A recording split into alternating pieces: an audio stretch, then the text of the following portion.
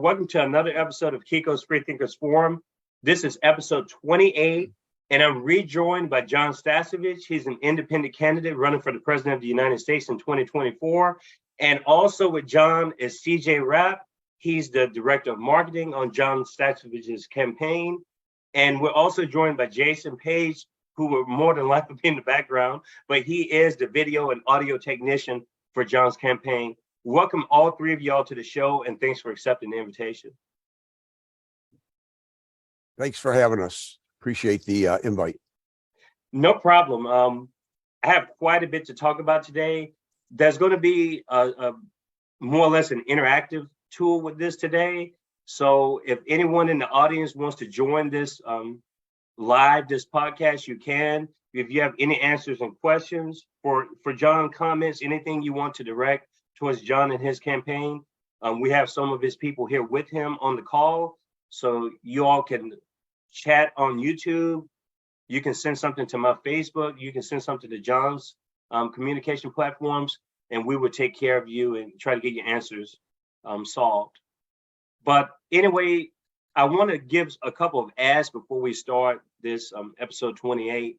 This forum has really grown a lot. We've reached 33 different countries, and the goal is to reach 100 different countries at the end of 2023. This is quite an international podcast, but we do have a domestic audience, obviously. But the whole point of this podcast is to educate, and we do dedicate a lot of effort into politics and culture. I don't think you can separate the two really, because you have to inform the people so that they can make more informed decisions. And I think that the forum is going in the right direction. I don't want it to grow too fast, but it's growing more or less on our terms. And we will talk about some of the guests coming down the road after this interview is over. But again, I appreciate everyone that's watching us now, listening to us, and I hope you enjoy this conversation with Jon and his team. I do have a question since we have CJ on the call with Jon. And as far as I know, CJ has a lot to do with developing the website, Jon's official webpage, which I'm going to link it into the description. What goes into designing this website? And I know we've talked a lot about ballot assets. That's been a huge concern for independent and third-party candidates. What does CJ have to do with the website development? And what can we see going down the road as far as more development from the website and the Ballot Access Coalition? Well, let me explain the Ballot Access Coalition. I'll turn it over to Clark for the detail. The Ballot Access Coalition is a group of volunteers. Basically, our campaign designed the tools for him that Clark is going to talk about.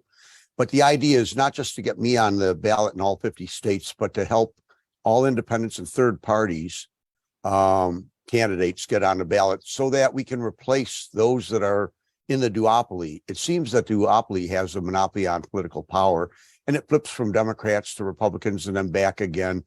But in order to end the corruption in our government, the way we view it is you have to have people who can replace them. So this Ballot Access Coalition is self-directing and self-sustaining. And so it should last long beyond my campaign. In fact, they could expand. It could become a nonprofit. Who knows where it's going to go?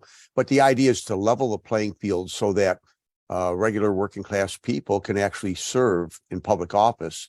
I think they have a better handle on what life is like for working class people. And I think we'll have better policies as a result of that. And I really think we have to end the monopoly that the duopoly has. And so that's the purpose. And I'll let Clark go into the details on what he's done. He's done a lot of work on this as well as other people in our team. Well, thank you. Quite frankly, the website is the hub of everything.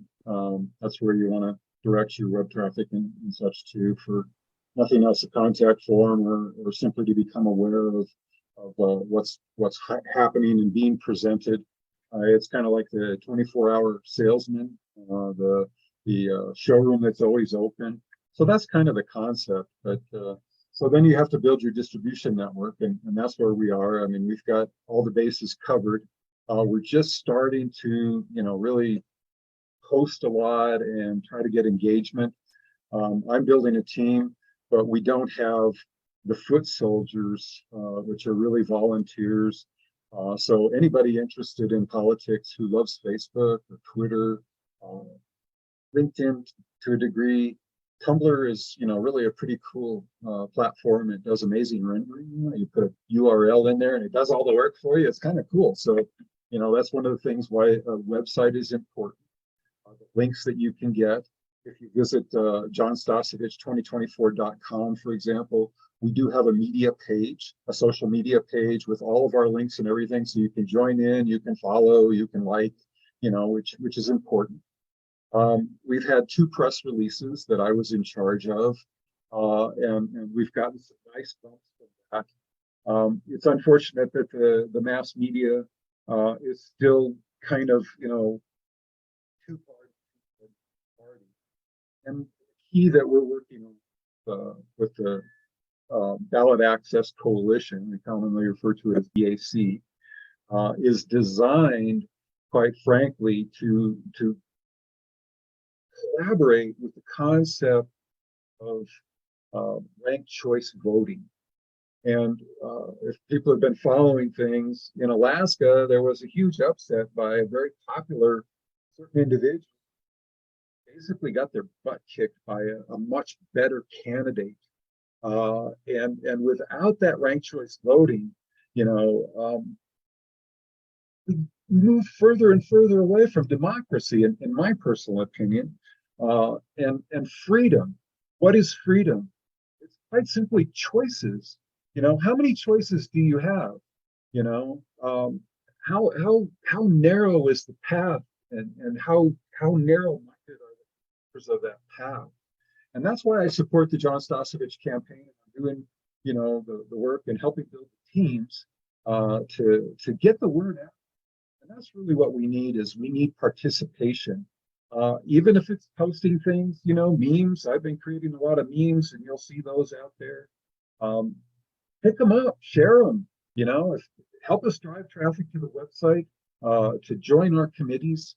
The way BAC works, you go to the state coalitions, and those are groups.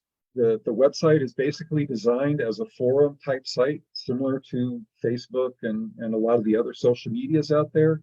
So you'll be able to share information, videos, images, text, links. It's contained with the specific,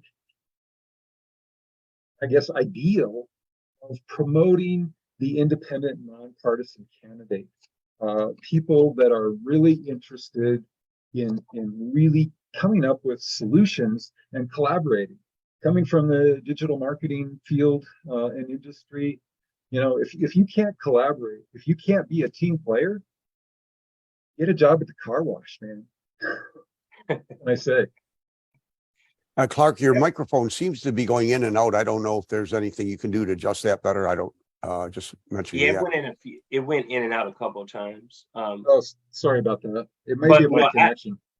I have some follow-ups based on what CJ was saying. You mentioned something about the visibility aspect, and that's just from an outside perspective. I only platform people who run under the minor party banner or independent, unaffiliated banners. I don't platform Democrats and Republicans explicitly for political campaigns for a reason, because they already have the spotlight. Precisely for those reasons, I don't spotlight those types of candidates. I spotlight people like you, Jon Stasevich, Brittany Jones, Hashaki Nichols, and there are going to be various others that come on the platform to discuss their political policies and stuff down the road.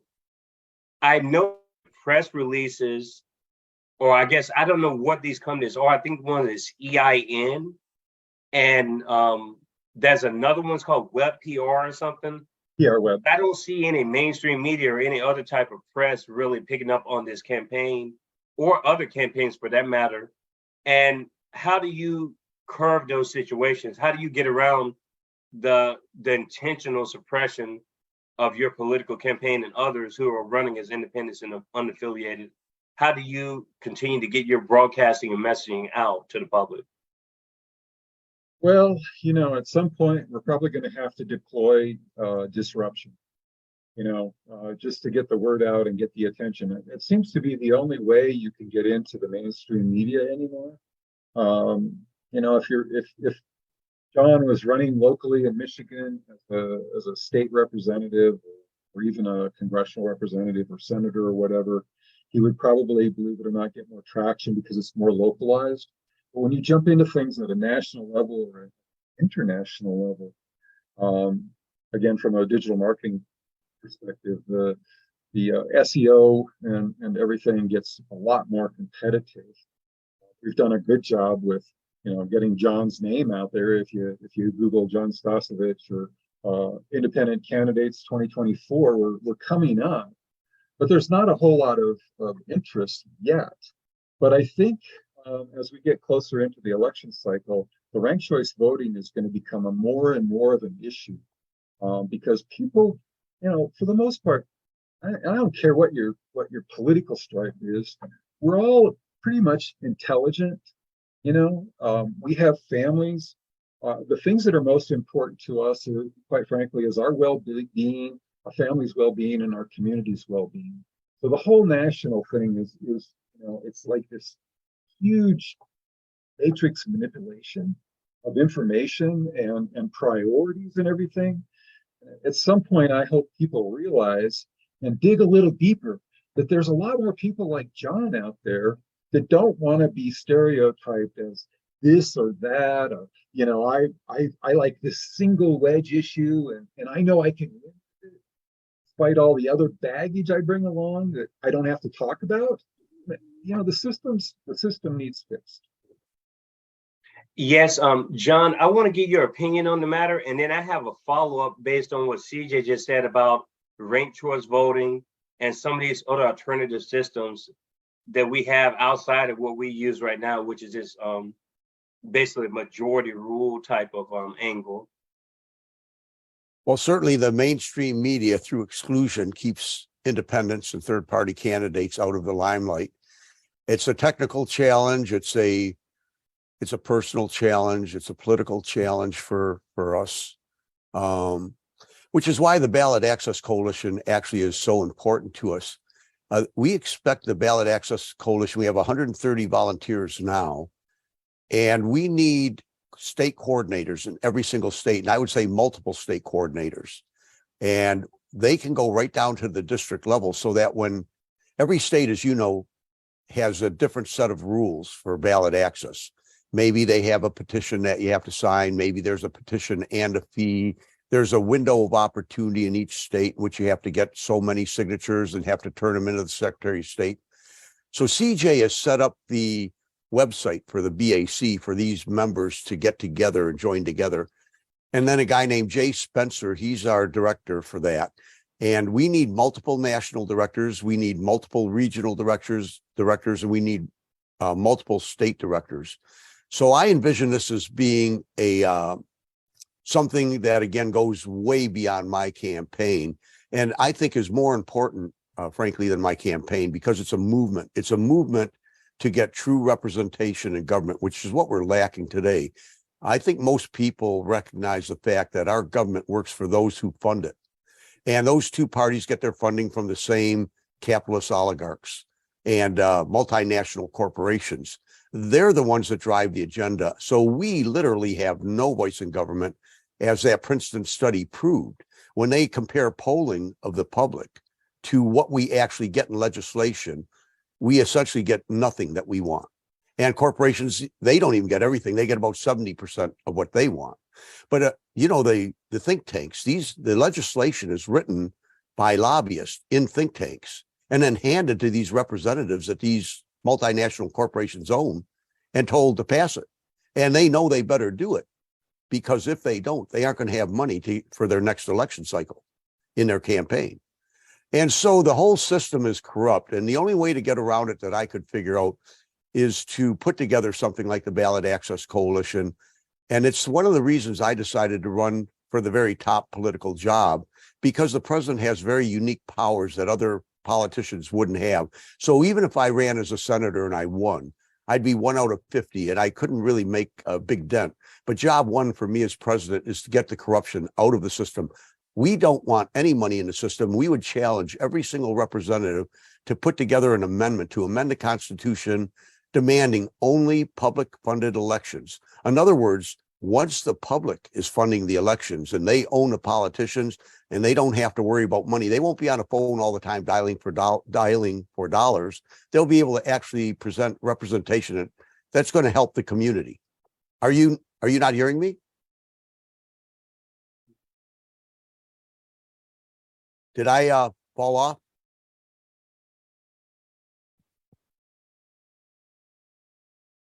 Did we lose my mic? I'm Okay. hearing you, John, but I don't know that Kiko is. Okay, so we're having some technical issue here, are we? Can you hear me now? I can see my mic lighting up when I talk. So it must be on Kiko's end.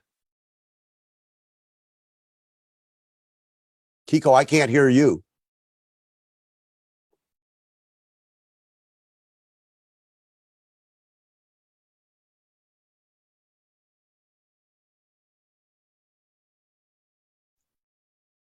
Kiko, is your mic working? Can you all hear me? Now I can. Now I can. Okay. I can't hear you though. Oh, you can't hear me. Clark, you can hear me. Yes, I can hear you.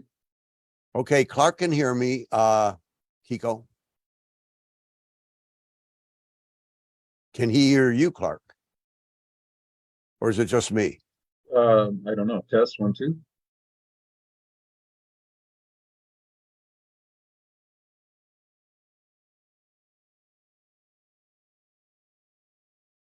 It seems that he's having technical issues on his end. Of course, I was having technical issues starting up too. As an earth scientist and an environmental activist, that's one of the things I bring to the campaign. Everybody should know that there's a 22-year complete sunspot cycle, minimum and maximum. And we're going into maximum. So the next 2 years, there's going to be a lot of solar flares and solar storms and such that we know affects our communication. Or anything electromagnetically associated with how it works is going to be potentially disruptive. Good side is you'll get to see lots of northern lights, the aurora borealis, if you can get out at night and away from city light pollution. Yeah. Well, I imagine we'll be talking a little later in this interview about the environmental issues. They're certainly, tops on the minds of a lot of young people who are concerned about their future. So that's a big one. But maybe I should finish what I was saying about the Ballot Access Coalition, even though Kiko can't quite get us yet. We really need people to volunteer for that. And that's something that can really drive the change. So it's an organization that's going to be disconnected from my campaign. It's certainly working for me, but it should work for all independents and third-party candidates in the future. And then, Clark, as you'd said, that'll take us closer to the, promise of democracy, a government that represents the people, where votes count rather than the depth of the donors' pocketbooks. Well, one of the Can you all hear me? Yeah, we can hear you now. Can you hear us? We can hear you. We hear you. I can't hear you. I don't know why. Can you hear Clark? Yes. Test 1, 2. No, there's Hello? something wrong with his setup on the speakers on his end. Maybe he lost that piece of equipment. I wonder if we're going to have to reschedule this. I can hear you now. Oh, you hear us now? I can hear you now. Okay, do you hear Clark as well? I Test 1, 2. can. Okay. I can. Yeah, I can hear you now. I don't know what happened. It must have been something with the sound card over here because I guess that's what matters now is that we can hear each other. But I was kind of panicking for a second. But Well, panic is kind of like the norm it seems in the world these days, isn't it? yeah, but I don't like to do that. Yeah, but I know. no, I can hear you all now fine. I can hear you all now fine. I was literally trying to shine a light on the potential problem with the sunspot cycles and solar activity disrupting what you were talking communications.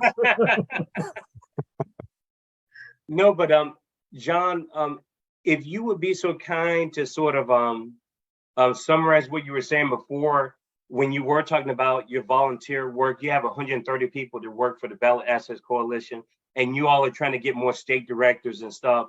I guess my follow-up with what your concerns are and trying to get more volunteer work, there are organizations that are doing stuff that's very similar to that are trying to implement ranked choice voting and other alternative systems across the country.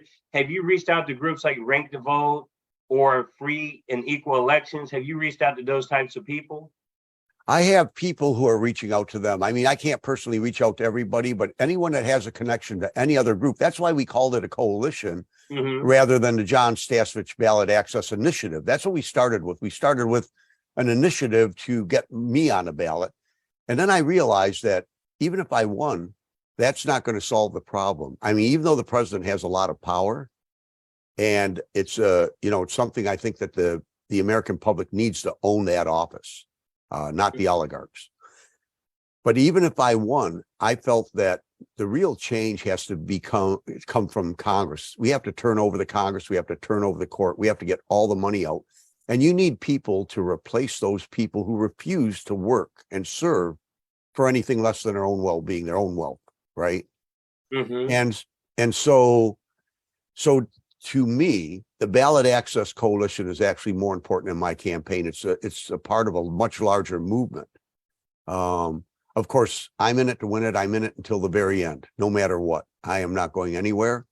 I believe in what we're doing. I have a lot of people and a team that also believes in what we're doing, knows what the problems are. And I mean across the political spectrum. It doesn't matter whether they're libertarian, corporate Republicans, MAGA, corporate Democrats, those that call themselves progressive Democrats, socialists, communists. Across the political spectrum, people realize that the public's well-being, the health and well-being of our children and our families, our communities, our nations, and really all of humanity, those needs are being placed below the needs of the multinational corporations and the oligarchs. And we see that end result in a much greater wealth and income divide. And then, there have been groups, as you know, who have not had representation almost forever, systematically.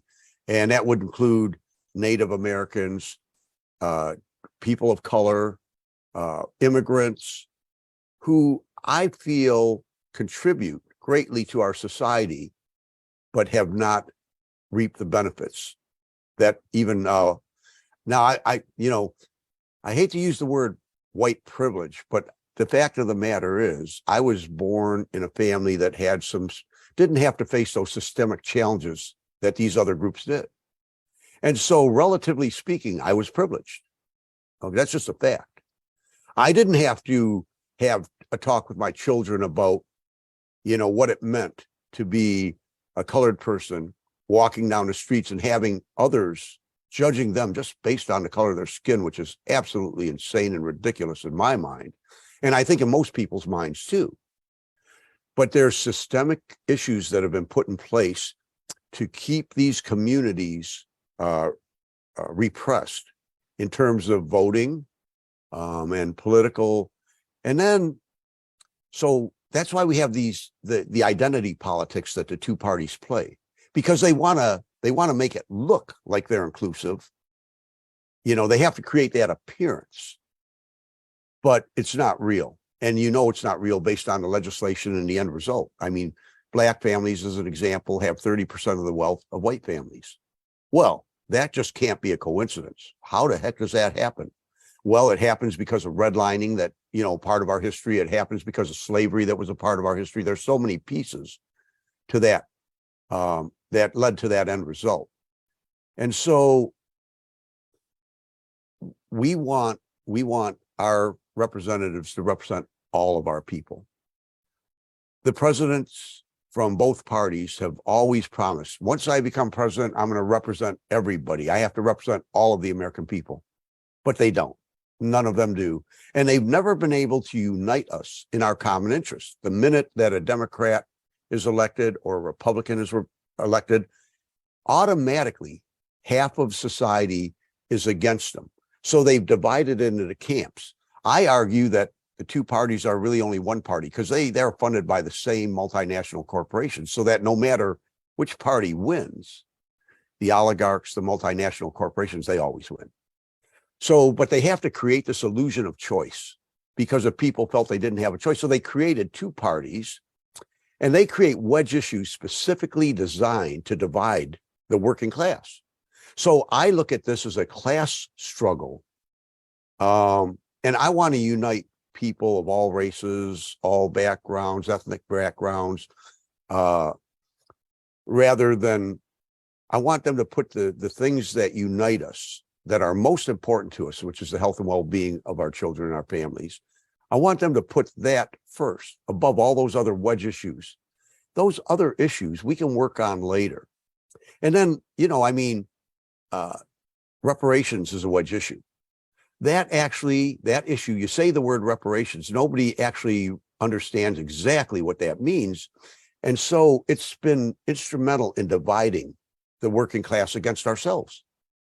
So some people who feel like white men, who feel that they aren't getting what they used to get, and they feel like they're now being deprived. And so they look at that as, wait a second, why is it that, why would the Black community get reparations? What about me? What's in it for me? And so it ends up being a divisive issue. Really, what we want is a government that supports all of our people. And we all have the same needs and we all have the same interests. I would like policies that create such equality of opportunity that reparations becomes a non-issue. That's where I come from. And do I think there should be reparations? I actually do. I do think there should be reparations. I just don't know exactly what form that would take. And so I want an open, transparent government that has open discussions, big public open discussions to figure out how do we get our balance back into society. I don't know exactly how to do it. And I think there are a lot of different people that have good ideas about how to do that. Now, do we target reparations at a community? We look at the community as a whole and we say, well, they need better schools, they need better infrastructure, they need better jobs, So is it something that's targeted at a community, or is it targeted to an individual family? How do we do that? And so there's a lot of different ways to probably get equality of opportunity. And I want a open, transparent government that can discuss these issues. Immigration is another divisive issue. Abortion is a divisive issue. I don't know anybody who says, hey, what we want to do is have a bunch of pregnant women who don't want their children and have to abort them. I would say, well, what caused that? What is the cause of having someone that is pregnant that doesn't want to have that child or doesn't feel they could raise that child? They're not prepared. And therefore they look at abortion as an answer. It's certainly, I raised a daughter and I have granddaughters. So they were conditioned and educated in a way they understand that, the responsibility of parenthood. And so they've been taught to avoid that. And if they are going to engage to use the technical tools we have, when I was young, you used, like if guys want to, if you decide that you're going to engage in sexual activity, they would go to the drugstore to get condoms back in the day. Well, the condoms were kept behind a druggist's counter. And so you had to walk in and go to a druggist to get permission to get this.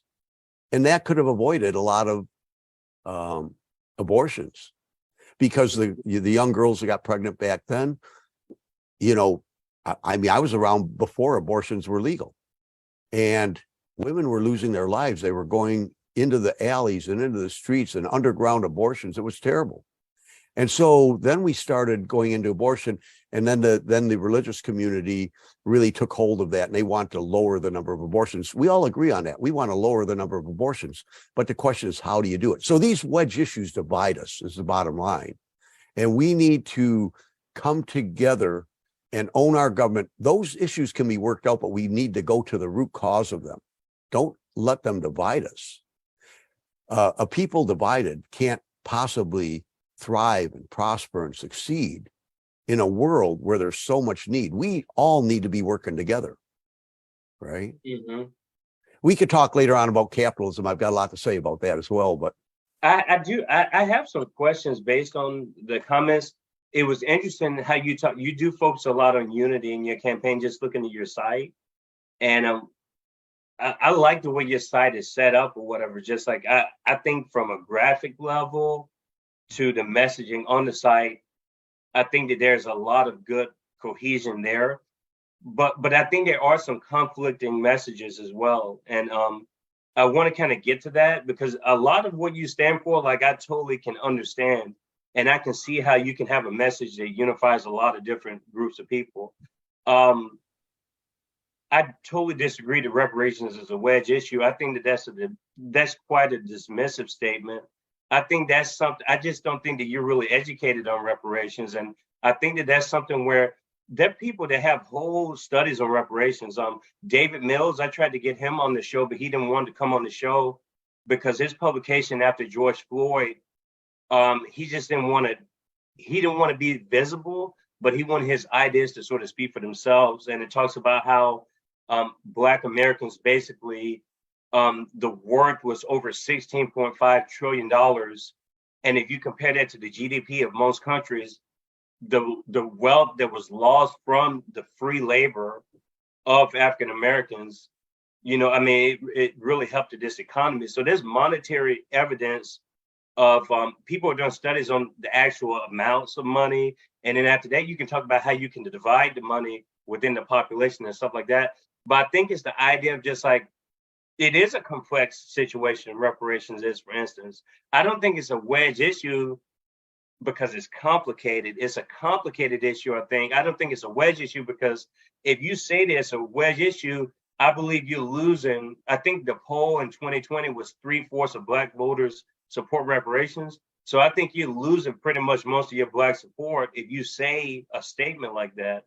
I think it's you have to reach out to people who are talking about reparations and like actually studying this, like Sandy Darity, David Mills, who I just mentioned. They're different thoughts of reparations, though. You have some people who they operate with reparations under a capitalistic mindset. And for me, that defeats the purpose, kind of going to what you were saying. And then you have some people that see it more as like, okay, no, this is a debt owed, and it's more about helping equitably the people. I mean, just citing all these statistics, like 40% of Blacks are homeless in the country, 40% are in the prison system. So those are obvious disparities that didn't come out of the blue. They didn't come out of thin air. So we know that reparations are needed because we cite statistics all day long about how Black people are not socioeconomically up to par the way they should be because of things that they couldn't control. So that's, to me, in their mission, the reparations are needed. Is just how do we get to that point A to point B? I totally can see how that can be a complex issue. But I guess my second question would be, how do we? Well, can I respond to that? Yeah, you can. Yeah, sure, definitely. And then I have Okay. a follow-up question about something you mentioned earlier about unifying people. Okay, let me respond to the whether or not it's a wedge issue. You said that 3/4 of the Black community agree with it. Okay, Correct. and the Black community is 14% of the people. So that means that there's a whole nother big group out there. So a wedge issue by design, a wedge divides, it splits. And so when you split voters, now remember that Joe Biden won the election, he won the presidency with 83 million votes. If half of the people based on that one issue say, John, I'm not with you because you're for reparations. Do I think reparations are required? Yes, I do. I absolutely do. Do I think they're owed? Yes, I do. I absolutely do. But the question is, how exactly? And you mentioned some people who are experts. I'm the first to admit I'm not an expert on all of these things. Some people think, oh, you're running for president, you ought to know everything about this. No, nobody knows everything about these things. And there's multiple ways to attack an issue.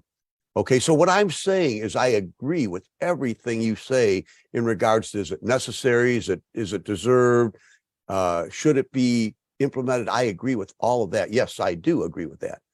The thing that I don't understand, and I'm openly admitting it, and I want to have a conversation. I want to know what's the best way to do it, because if we're going to implement it, I don't want to throw money at a problem and not have it work.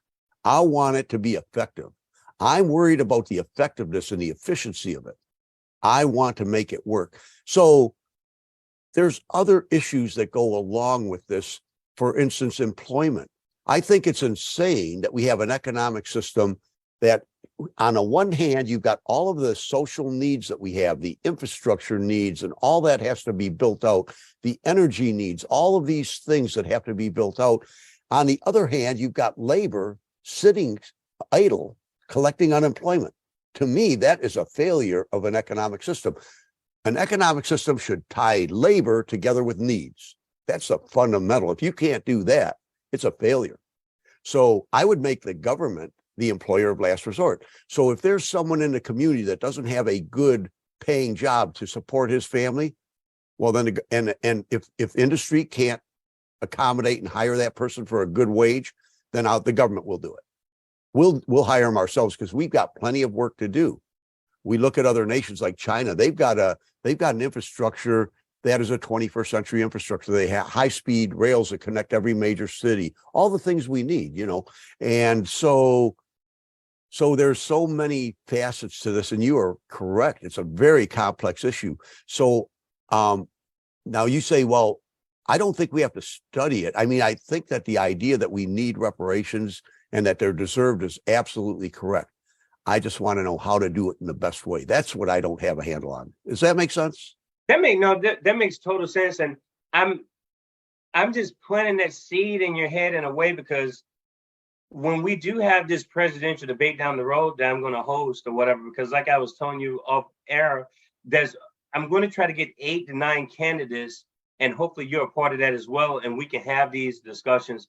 And I'm telling you that everyone that I've interviewed have an opinion, and they have, I wouldn't call it a plan, but they have an idea of reparations that goes beyond a yes or a no, and it goes into economic policies and schooling policy differences and stuff like that. That would be my vision, I guess. When we talk about reparations, we have to look at it like that. Kind of like if you're using Richard Wolff for an example, and I know we follow him a lot. If you follow him a lot, and we have these theories like MMT and stuff, it's no different than that. I mean, to me, it's just like building on an area that you maybe don't have as much exposure to, because when it comes to economic policy, it seems like you have more or less a vision when it comes to that. But other areas, I mean, we can all improve on, expanding those areas of knowledge and come up with the actual plan of reparations. That's all I mean when I say that. It is a very complex issue, but there still has to be some sort of a signal and a couple of ideas leading up to that, even if it is a complex issue. Yeah, Kiko, I'd like to talk a little about my approach to problem solving. I worked in industry most of my life. Okay, so I started out in the automotive industry and production. So I understand production. I was a production supervisor for Ford Motor Company. I transitioned. I got a degree in digital electronics. And I started working as a field engineer for Digital Equipment Corporation, repairing computers. I went from that to networks, and then I went to software and professional services. And I sold software and professional services to big multinational corporations and big national corporations for most of my working life, about 20 years. And so I really understand with professional services, the idea of process reengineering. So if you have a company that's not getting the output that they expect, they're not getting market share, they're failing, however, what the professional business services do is they are designed to go in and re-examine the entire process, and they do something called process reengineering. They re-engineer the entire process, which means reorganizations within a company to make it more efficient, more effective, to get the outcome that they expect. I would take the same approach to government. So when we say, having healthy, happy, productive human beings, which is what we want in our society, we want everybody to be at that level to maximize their potential, because then it's best for all of us.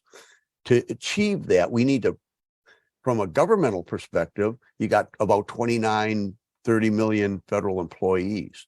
I'd re-engineer the entire federal government around human health and well-being. Mm-hmm. So that would include the Department of Education, Department of Defense, you name it. Every single department in the federal government would be reorganized, focused on the family and the health and well-being of our individuals. particularly our children, because if we do that in one generation, our children will be amazing. They're going to achieve their full potential, and just imagine what that society would look like. So policing comes into that, social services comes into that, education comes into that, prison. Our prison system is the most ridiculous thing. It's privatized. The states are actually, think about a privatized prison system. How do you make more profit? You need more prisoners. Well, we don't want more prisoners. Because that's a cost to our society. We want to rehabilitate. We don't want to punish. And we want to get those people who are currently in prison back engaged in our communities, working on behalf of all of us. These are good people who have maybe faced some tough conditions in their life. That's why they end up in prison, poverty, all of those issues. But government should be in place to support society, support those people, eliminate those costs, and make these people healthy, happy, and productive, so that we can all work together and achieve not just success and prosperity, but we want our people to thrive. We want them in creative endeavors. So we've got AI, and we have automated technologies. We could do wonders with our transportation system, with our energy system. We got the technology to solve almost all of these problems. And where we don't, we're going to really invest in studying it. Like nuclear fusion as an example, which would be. I've got to interject. Oh, go ahead. What's happening with AI? Your sound, Clark, you're breaking up. Is that better? Yeah. Okay, sorry about that.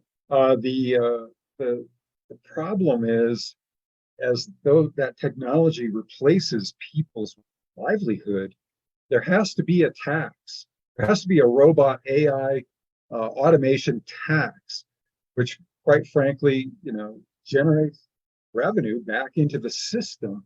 Because what happens with increased productivity and reducing costs and increasing profits, the way the system works now, you got the hoarders that get it all. The top 10%, and they get everything. And I think the latest statistic I saw is 95% of Americans are competing for 7.4% of the wealth.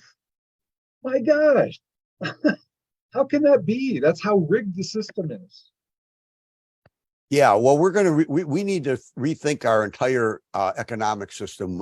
We have an ownership class that's very concentrated. And so just a very tiny group of people that could literally sit in my living room control the interest of every major corporation. What we need to do is spread that ownership. I like Richard Wolff's solution. It's one option, but I like his solution, which is let's make the employees the owners. Imagine every employee having a share in their corporation in which they work. Now they've got a vested interest in the health and well-being of that organization. And they're actually doing the work. If they were the owners and they had one share of stock and they had one vote, then they would elect their board. They would be establishing the policies, and they would establish the pricing, all of those things. They wouldn't pollute their own communities. It wouldn't be like some oligarch sitting in a tower in New York making a decision to close a factory in Cleveland or Detroit. Who's going to choose to outsource their own jobs to China or to Mexico? None of those things would happen if the workers themselves were doing. So Richard Wolff talks about that a lot. I really encourage everybody to listen to some of the things he has to say. And there are others. There's Michael Hudson. Even some of the oligarchs themselves recognize the massive problems brought about by our economic system. They don't necessarily come out and say, do away with capitalism in a way that I would. Do that? But a guy like Ray Dalio recognizes the problem and knows that we have to, in his mind, I'm sure he would rather adjust capitalism. In other words, let's put some Band-Aids on it. As far as I'm concerned, we should re-engineer the entire thing. We could do much better, but we can talk about that a little later. You said something earlier. You guys had a mouthful there. You mentioned artificial intelligence, and I think episode 3 we talked a little bit about artificial intelligence and the possible danger of if that expands too much. You do have a concern when you talk about the value of humans at that point. Would you need the humans to a certain capacity if AI was implemented in a certain type of way? I don't know. We're definitely moving in the AI direction. Like, that's inevitable. I think we see that happening with automated vehicles and everything else. But the question I have for you is, earlier you mentioned uniting all these people together. And that's the question, that's the biggest concern I have for an independent candidate like yourself, because if you're going away from the whole progressive banner, I completely understand that. You don't want to be pigeonholed as being like another version of Bernie Sanders, for instance, because people will connect those dots. I believe that there are lots of issues to where you can connect lots of different types of people across political lines. My question for you would be, what would be 3 policies that Jon Stasevich has on his site that you think would unite communists and MAGA people and libertarians and all different types of people, regardless of their social class? What are 3 of those issues that come to mind when you think of that? Well, I think one issue is certainly getting the money, the special interest money, out of the political system. I think across the spectrum, everybody agrees that that's corruption. It's legalized and it's a problem. It doesn't serve our people. The next issue I think that almost everybody agrees on is they want their kids to have a good education. They want them to have health care. They want all of their basic needs met so that they can, achieve success in life. There's nobody in the political spectrum who says, I don't want my kids to have decent health care. And they do recognize that it isn't just their kids. Everybody's kids need these things. All of the people need that to be healthy and productive.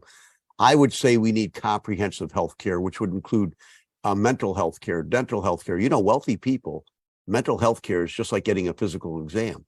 When they have a big trauma in their life, death in the family, major illness, they also get counseling so they can deal with it effectively, right? So dental care, if you don't get good dental care, you could have issues with cardiovascular in your heart. So all of these things are connected. So we need comprehensive health care.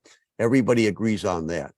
And then in terms of the technology, that's a really interesting issue. You're right, the genie's out of the bottle. It's not going back. We've always had advances in technology. The problem is who controls it, who owns it, okay? Right now, what the thing that makes technology like AI, which is going to take the rate of change to a stratospheric exponential level. And the change is going to be so rapid, people are going to have a hard time adjusting to the rapid pace of change. The good news is that automation in the form of robots and AIs are going to be able to do all of the labor and the manual stuff that people have always struggled with. And it's going to free us up to be creative and have a quality life. Okay, so that's the good side of AI. But then again, what you need is to make sure that it's controlled by us, the people. It's not, concentrated in the hands of a few individuals, because then it could be used nefariously against us. So it comes back to that same issue about, ownership. When you own it, you're vested. And you're consistent with that. I give you that on the consistency, because you basically made the case that these mega companies should be split up. I mean, it kind of goes into that whole idea, because look at the tech companies and the relationship with that and the information, what you can say on their platforms. And so the people don't have any say if the tech company can decide what that person can say or not. It goes into free speech. It goes into control, basically, is what you're saying. So no, I agree with you on that. But there's so much that has to happen. And I think you admit that changing this system is going to take a lot of time. Unfortunately, it's going to take time to change. Well, I'm not saying that. I'm not saying that.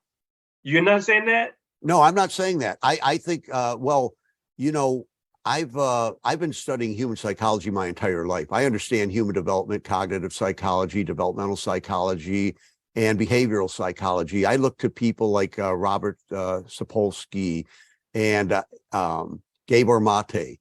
So we have a really good understanding.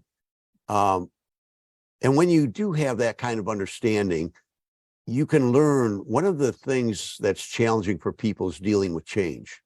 But there are healthy ways to deal with change, and you can change quite rapidly. It's a matter of conditioning people differently. So I can adapt to change very quickly. I mean, I went from, I actually started out in industry, and then I went to digital computer sciences and software, and I transitioned from an engineering role into sales and marketing roles. And then I went in the end of my career into nursing and worked for 9 years at University of Michigan Hospital as a registered nurse on their neurology unit, where we had seizure patients and we had a comprehensive stroke unit. So I've learned to adapt and adapt quickly. And so we have the potential to do that. You It think doesn't, I'm not saying the people necessarily themselves. I'm talking about this system that we live under that you pointed out eloquently and correctly has significant deficiencies to it. I'm not talking about the people themselves necessarily, but we as people have had to live within this system, and the system hasn't changed. I'm not talking about the people changing. I'm talking about the system changing. right. What mechanism? What would be one of your initial contributions, you think, to pushing that ball more to where we do have significant changes in the system outside of the ballot access stuff? Because I know I commend you for that. The ballot access stuff that's a grassroots bottom up that has to be taken into consideration before we can even change the electoral system. But I guess outside of the electoral system, what would be one of the biggest immediate changes that you see in your campaign that could contribute to something that advances society? Well, I think it starts with electoral politics, and also, but there's also local initiatives. Okay, at a local level, we see people, transforming, helping one another. So it's not an either or, but essentially what has to happen is the ownership class. It's a small group of people, the World Economic Forum. They're very well organized. They're very well funded. And so when you view this from the perspective of a class war, then you realize the first casualty of war is always the truth. So when we look at the media, we don't know what the truth is. There's a corporate media that's dominant, and they're the ones that control all the messaging. Now, how many people believe that what they hear in the corporate media is the truth, right? So that's a casualty of a class war. It's a casualty of every war, the truth. The propaganda starts. And the first rule of war is divide and conquer. And we know they're very effective at that. Look at our society. Every presidential election, either the Republicans win by a tiny margin or the Democrats win by a tiny. The society is largely divided, and they're divided and they're angry and they're blaming each other. Despite the fact that we all have children and common interests, we're all concerned about the environment and their future, we're concerned about their health. We've got all these common interests, and yet we are completely divided. That is what I'm trying to change. So, but it starts with so the Ballot Access Coalition is one of the tools, one of the pieces of organizing. So the working class itself has to be organized. Jon Stasevich, as president, is not going to make, I'm not going to make the changes. I'm going to derive my power from the people. If they put me in the White House for the first time in human history, they will have a representative who represents them, not owned by somebody else, right? It has to start there at the top. And then with the Ballot Access Coalition, we're going to go all the way through the government, all the way down to the local level. And we're going to change the culture. People are going to, instead of blaming one another, they're going to start working together. So when I have the megaphone of the White House, that's the kind of message. We're changing culture itself, but not me. I'm one person. There's going to be a lot of people like me that are in my campaign that are going to be playing a part in this change. And all of the people out there who are now struggling in 2 and 3 jobs, which is insane. In a society where we got the automation, where literally we could get more done if everybody only worked 3 days a week. That would all that's required. Think about all the time we would be able to spend with our children and enjoying life, thriving. Mhm. you know? So that's the vision for the future. That's what we want. But you have to start somewhere. And so that's the whole purpose of my campaign. And again, if I'm unsuccessful, there's going to be somebody that follows behind me, because this Ballot Access Coalition, it's going to continue on. It's going to be disconnected from my campaign. It could become a nonprofit. It could provide services like Clark has provided for my campaign and like Jason has provided. These people can help other people. And this organization is going to grow organically. Once the working class is organized, the game is over. The game is over. Right now, it's a rigged system, and job one is getting the money out to unrig it and organizing the working class. It's always been that way throughout human history. But because of the digital technology we have and the ability to communicate the way we are right now and to get out, but it's up to every working class person out there to stop blaming their neighbors and go and connect with them in ways that they have to understand that their needs are exactly the same as their family's needs. So we have to stop the blame game. Don't fall into that trap.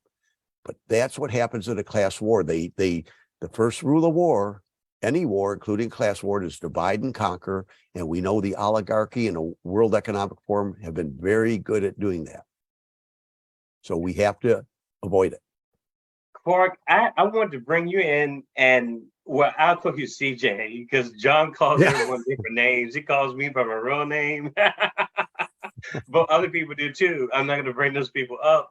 But CJ, I had a question. Do you have a comment about any of what we're saying here? And do you have a question for John yourself? Well, obviously John and I have spent a lot of time together, and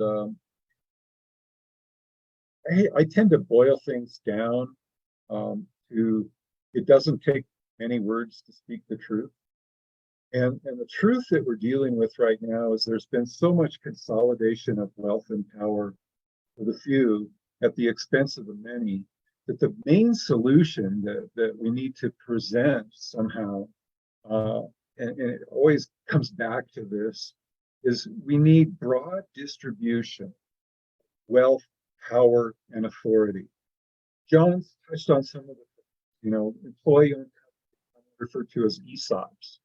And one that's near and dear to my heart is the American co-op. There used to be a time in this country where all the neighbors would get together, and if somebody's barn burned, the next damn weekend, you'd have the entire community there rebuilding their barn. What happened to that? It's from little kids, we're raised to be competitive. There's just winners and losers. No, that's the wrong message. The more we share, the more we have. And you can call me a communist for that, whatever, or a socialist or whatever. But it's true, They actually do a pretty good job of that in kindergarten. Learn to share. This is the class resources. Everybody has access to them. Anybody can use them, but you have to have respect for your fellow classmates and community and whatever, that you have to share. You'll get your turn, if it's something that's confined or restricted, and everybody doesn't get a copy. It's so basic. So I think with attacking the money in politics, again, that's the consolidation of wealth and power. And I'm very encouraged. I forget the congressman's name, but he's introduced legislation to get the congressional representation up to I think 556, because we've been frozen at 405 representatives for almost 100 years. It gets complicated. It's associated with the census and allocations and appropriations. In fact, I think it was called the Appropriations Act. But we really need better representation with a different ratio. And this gets into a new concept of getting away from boundaries, political boundaries, which are, fictitious human constructs, and that's how they gerrymander the system and rig it. If we had population proportional representation. Now, for example, Oregon is talking about, those conservative counties joining Idaho because they're conservative, and the left coast of Oregon, I don't need to probably go into much more explanation of that. But if with more congressional representative, that could essentially be done. The states could maintain their boundaries, and it's like student teacher ratio. I don't think there's anybody out there that would dispute that the lower the student ratio to the teacher, the better. Well, wouldn't representation work the same way? I've proposed, going back to the original traditional breakdown of population proportional representation, which was a 30,000 constituents to one representative. In that scenario, and maybe I'm deploying collective bargaining, with our current population of eligible voters in the United States, we should have over 7,500 congressional representatives. But nobody talks about this, because we'd lose control. You're damn right you'd lose control, but the people would gain control, and that would blend in and support the decentralization and get away from this consolidation of wealth and power. How could any special interest or lobbyist organization or whatever cover the what is it, 15-time increase in expense to buy the government? I think even our trillionaires would be challenged with that, and I would love to put forth that presence or that challenge, and that's one of the reasons I'm working with Jon's campaign, because he listens to me. I'm here because I have an opportunity, because of my association with Jon, to speak about some of the things that are near and dear to my heart that I think I've got figured out. Anyway, thank you, Jon. I love you. That's something that I have the same thought. Actually, what you said, CJ, it triggers the thought even more, because I had the question, not really a question for Jon, but a comment about, okay, maybe it's a response to what he said earlier about, I think that there's a misconception that people aren't united.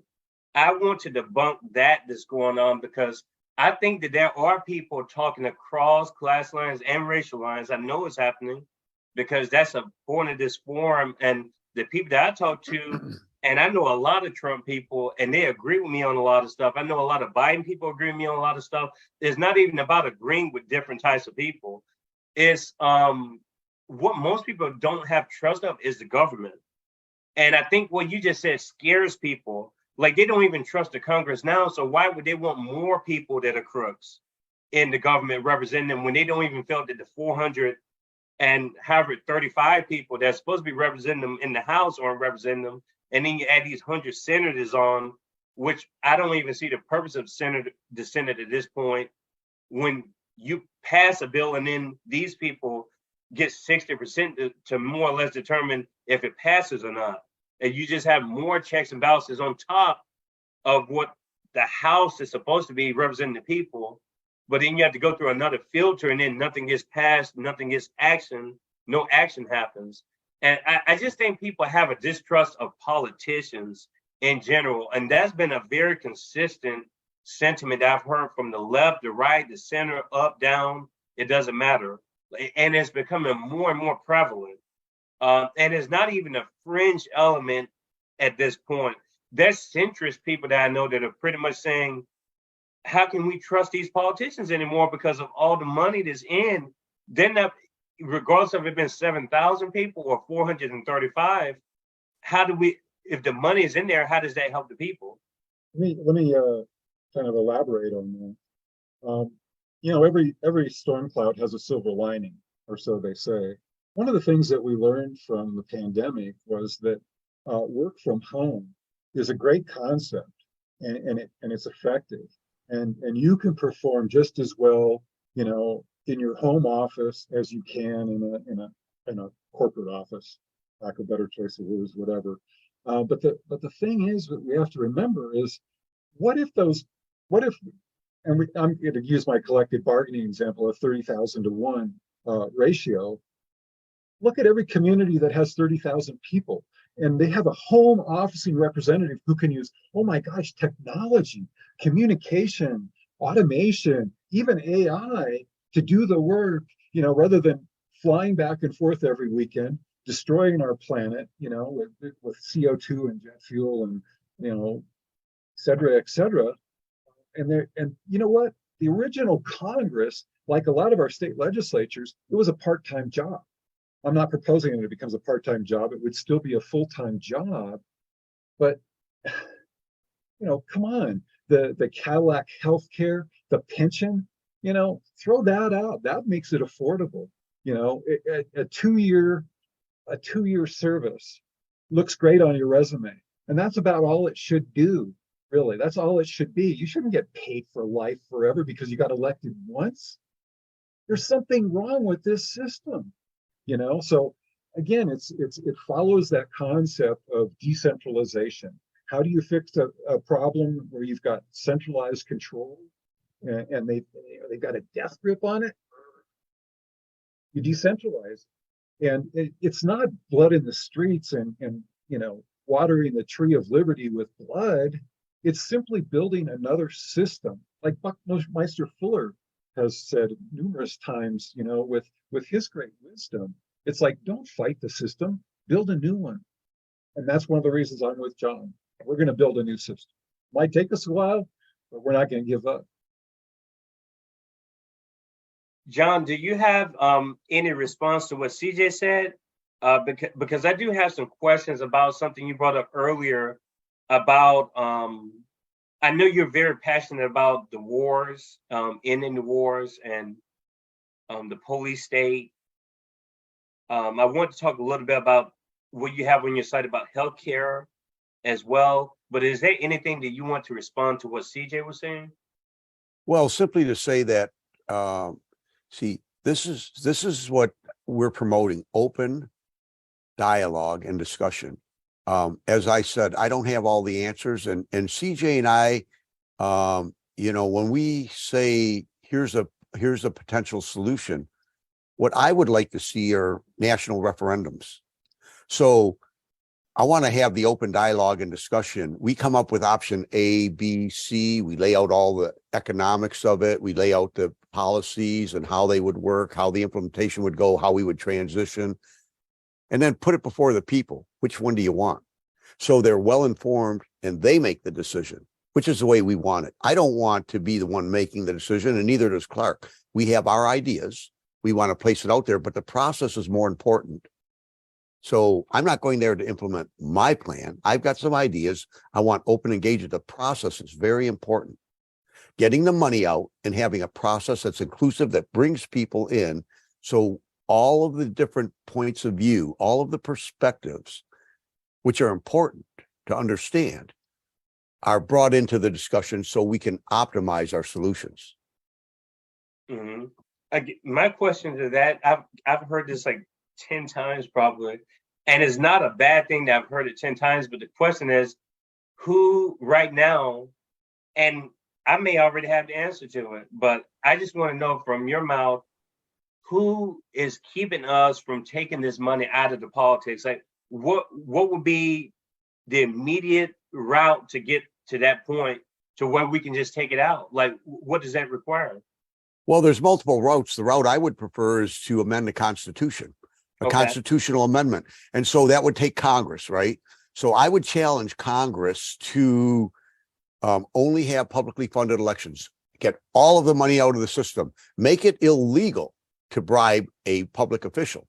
So anybody in a corporation or a private interest group that hands money to a politician, any politician that takes it breaks the law, and they are going to have to, they're going to have to face the consequences of that, whatever we decide those are.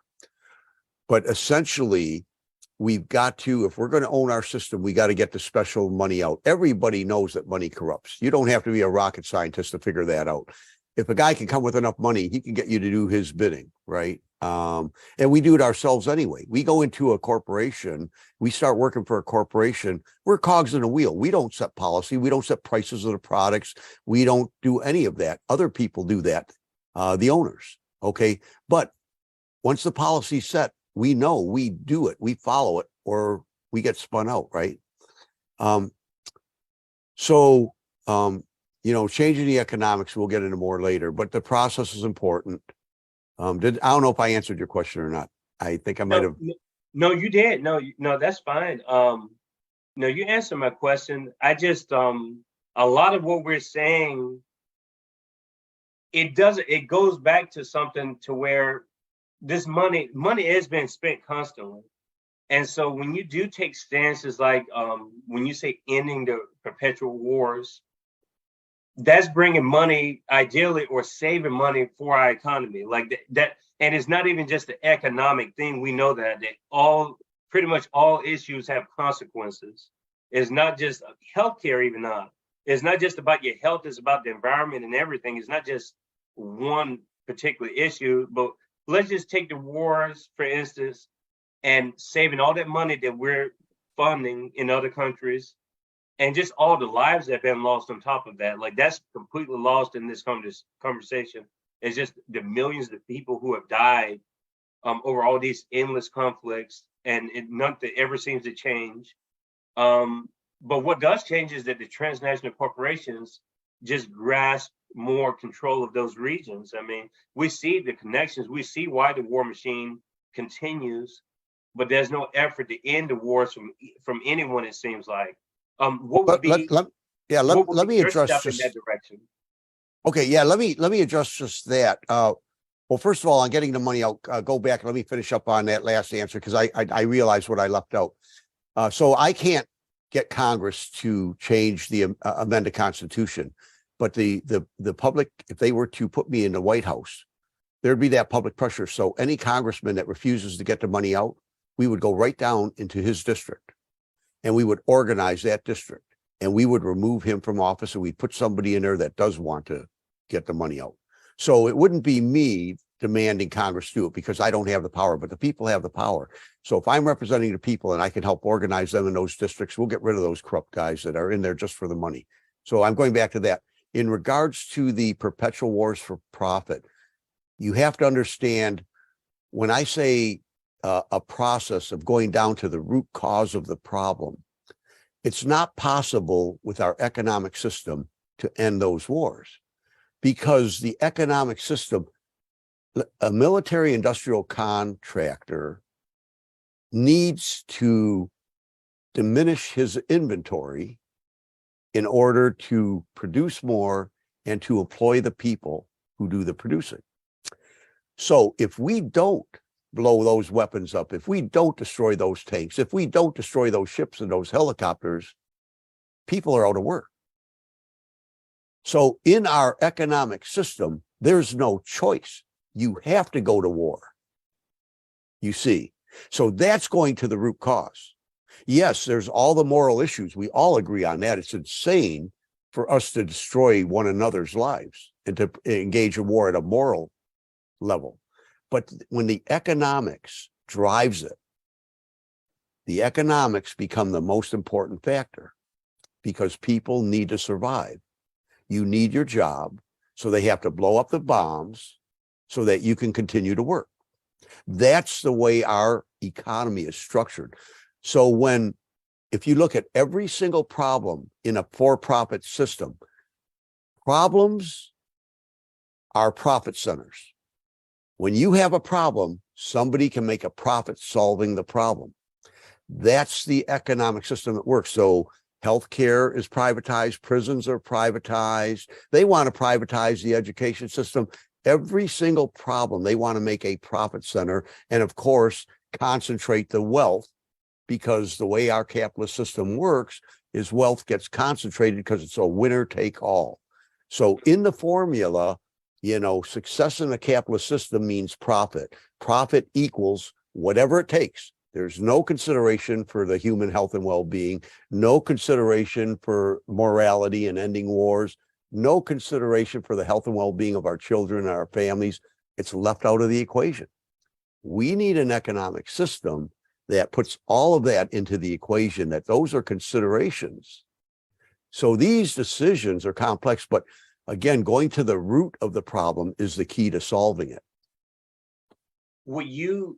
So what's your view on the military? Is there a purpose for the military? I mean, you're making it more of an economic angle. But at the end of the day, just like, for instance, we know that there have been anti-war rallies like all year long. They've been happening. And there's one organized, for the upcoming month in DC. There've been a lot of anti-war rallies lately with different factions. But would you increase the military budget, for instance? Like, what is your view on that kind of stuff? So if you're in office and you're commander in chief, what would you do to get these military bases away? Like what would you do? Guantanamo Bay is still operating. Like those types of things. Like, I understand that there's a profit to keep the wars going on, but you seem to agree that there's no purpose of having them at the same time too, because you talk a lot about collaboration on your site. You talk about communicating with the world more. Like, we need to work with the rest of the world, and I agree with that sentiment.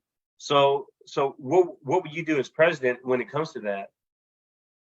Well, immediately, like Ukraine, I'd stop funding it for the current one, right?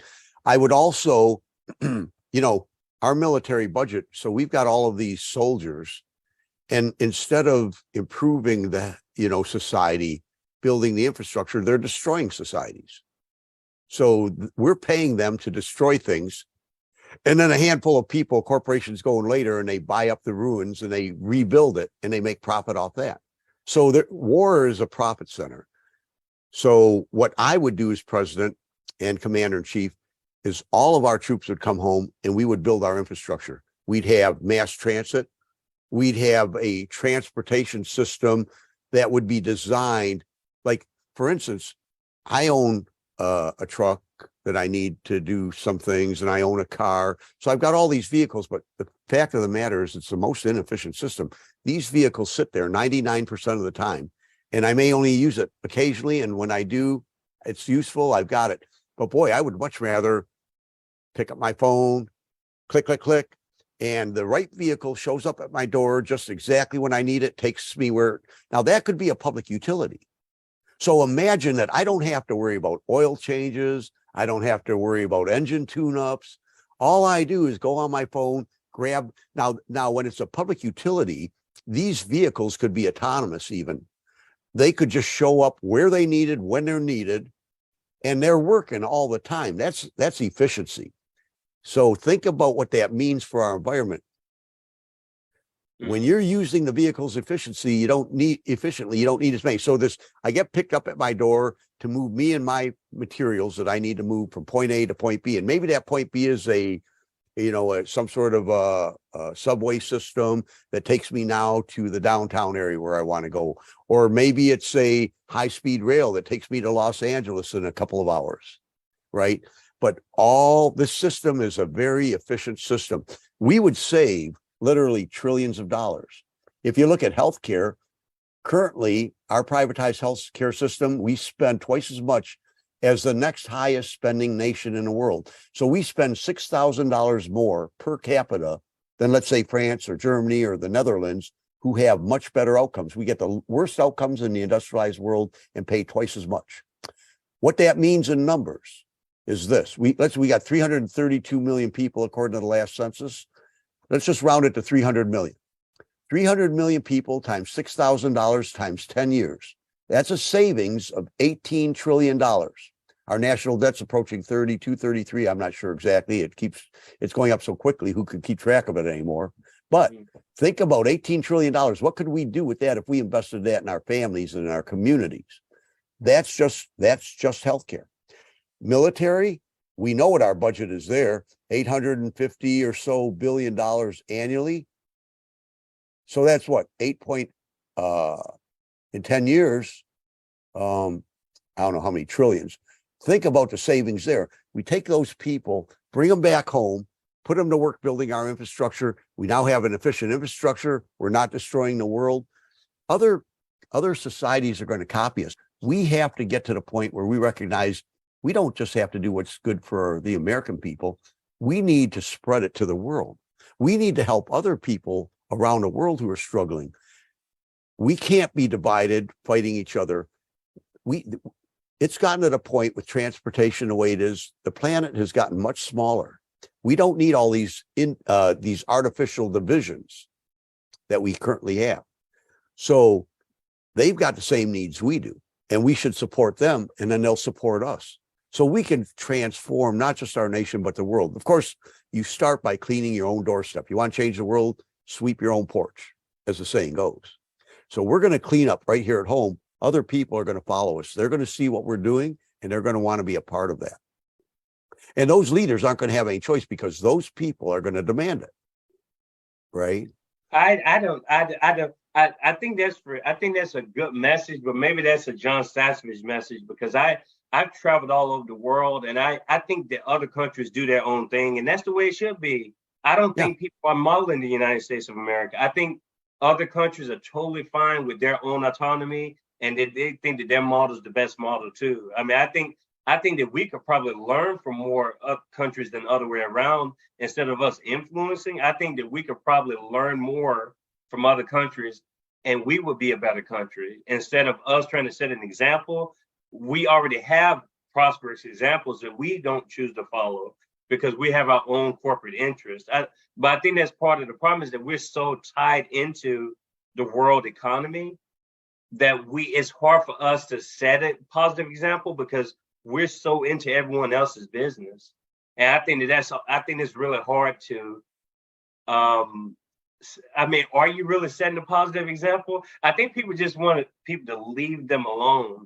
I guess that's what I'm kind of getting at. But well, no, I agree with you. I agree with you 100%. I'm not saying that when I say we set a positive example, who doesn't want to do that? I mean, we could look to the rest of the world. I'm not saying we force anyone to do anything. I'm just saying that when they look at the quality of our life and they look at what we're doing, we're going to be, we could create the example that others want to follow.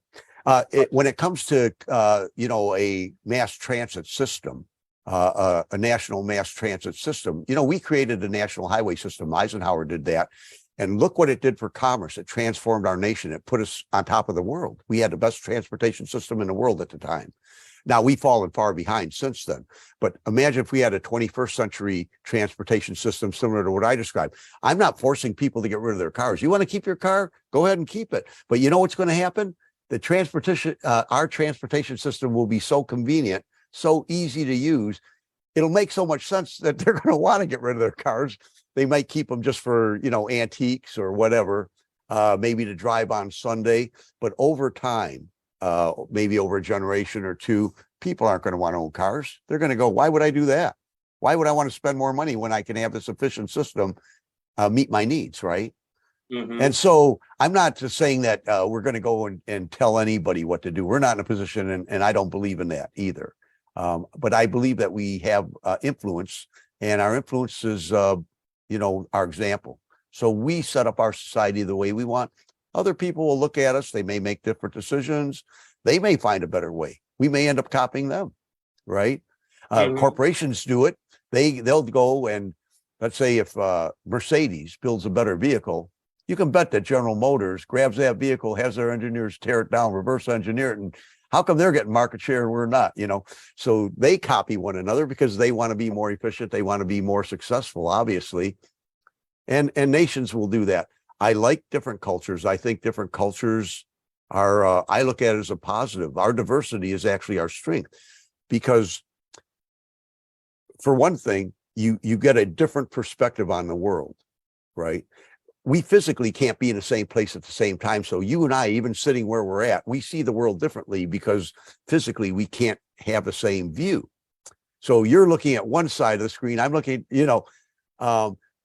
so diversity is good because it brings in more ideas, and then we can now have a rational discussion and we can talk and collaborate.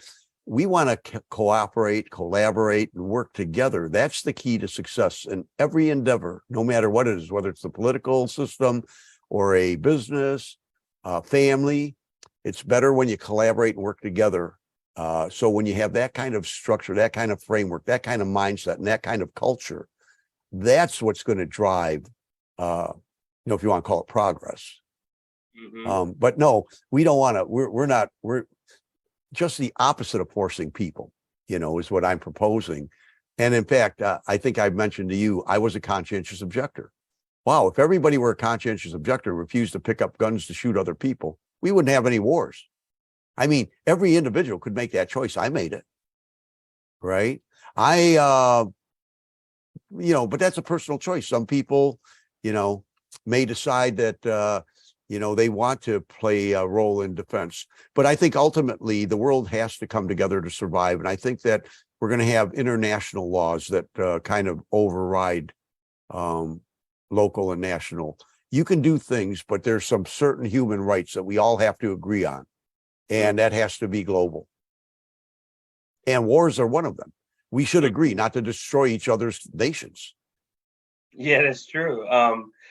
There's so much more I want to talk about that, but I'm not, because I just won't. It would take up all the discussion. But I want to bring CJ in because I want to segue into the whole idea of policing. I like the way you explain the military. Like, I guess if we're to pull out of all these countries and all these different interests, you would basically transition the military to, okay, that same corpus that we call the military would be helping us out with infrastructure projects, environmental issues and stuff, as opposed to destroying other countries and other properties. That's what you're saying. I'd say it's a possibility. That's one option. Okay. So as far as policing is concerned, I know I've asked you like the first episode, and I kind of got an idea of what you felt about policing. I kind of get the impression that you see the purpose of police, but maybe the function would be different in the way policing is set up now.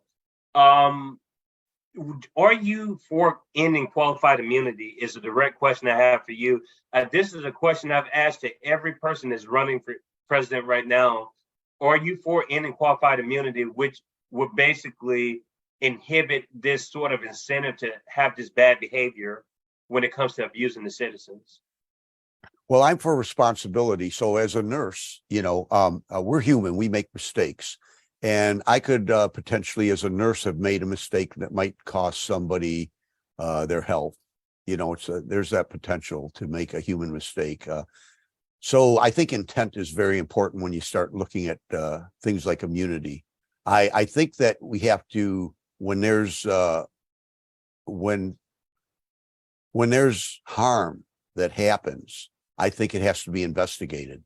So as an example, at U of M, if I remember early in my career, I made a drug error, and I gave the wrong drug to a wrong person. Okay.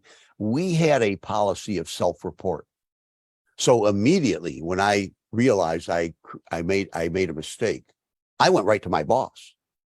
Now, part of the deal was that when I self-report, they're not going to, what U of M hospital was interested in is seeing across the spectrum how many people are making the same mistake, and then they would change the system. So they weren't interested in punishing the individuals that made mistakes, which are normal human mistakes. We all try our best. Obviously, if it were something I intended to do, then they would definitely want to punish me or get rid of me. But what they did want us to do is self-report so they could see if it was a systemic issue. Was it happening all over the hospital? And then they could change policy and try to correct it. Okay. I think that policing could be similar to I think that there might be certain risk associated with that profession. And I don't think people are going to be perfect. They're going to make mistakes. I think when those mistakes are made, we want to hold people accountable and responsible. But if their intention was right, I think that's an important factor. But then you're supposed to follow policy. People make mistakes, and there's always consequences that go with mistakes. So for instance, if my mistake was a big enough mistake, it cost somebody their life as an example, it would have been appropriate for them to say, I don't think nursing is a job that you ought to have. You seem to be prone to taking people's lives, right? And then I should be moved into maybe a profession, retrained, go into something so I could make a living that I'm better suited for. So it's possible that you have a guy in policing or in nursing or in a doctor they're well-intentioned, but maybe that's just not the profession for them. They're not suited for it. Maybe they move on and we transition them to something else where they can be beneficial to society. So that could be a form of holding them accountable and responsible, removing them from that situation where they might in the future do it. These are the kinds of things we have to talk about. And so having a real good understanding of human development and human psychology, going to the professionals that understand how people operate and how we work, that can be very informative in setting policy. So I always want to go to the science and the experts. I want to follow the evidence where it takes us. And we want to try to do the right things, the rational things. And we want to try to do it in a fair and democratic way. I don't want just a handful of people making major decisions. I think if there are decisions that impact our people's lives, that they should have a voice. So that's the key to everything. You can't be responsible if you're not making the decision or don't have a voice. Mm-hmm. So as a nurse, I had a voice. I had a voice in the system. I could go to my boss. I could talk about circumstances. I could report it. They kept a database. And then I could help them adjust the system and make it better. And maybe that even means moving me out of my position into something else. As a society, we could do that. Yeah, but nurses don't have guns and they don't have weapons on them supposedly protecting people. We're talking about an arm of the government, which, I mean, I've elaborated this several times on the forum. You have the intelligence agencies, the military, and the police. And my personal opinion, those people, we're at the mercy of those people, because those people can and will execute you if they see fit, given the situation. And we've seen several, I don't need to get into the history of public executions that people have seen in front of our eyes when it comes to police. And this is something that the Libertarian Party, the Green Party, socialist parties across political spectrums agree that ending qualified immunity is the right thing to do.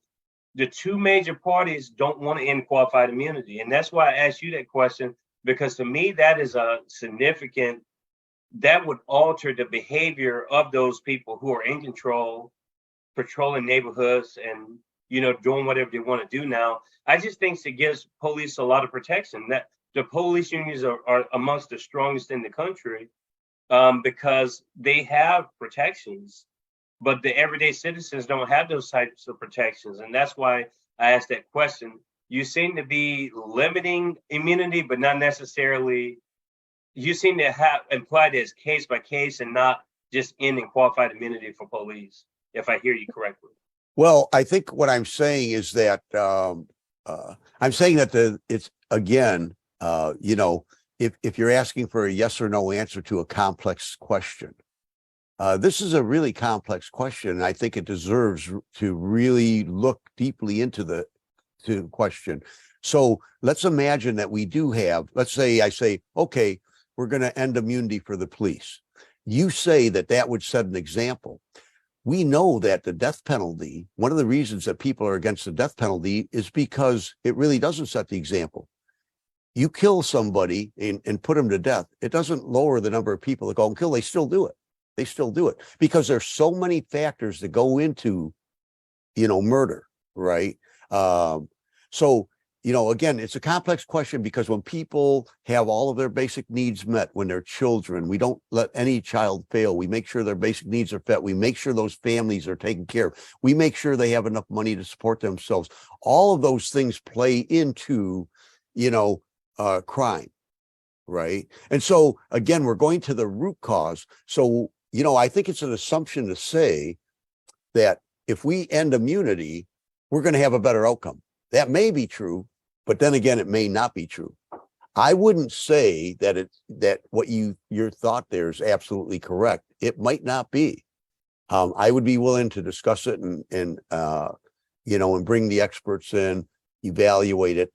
That may be a part of it, but I explained a model. I used drugs as a nurse that were as lethal as a gun.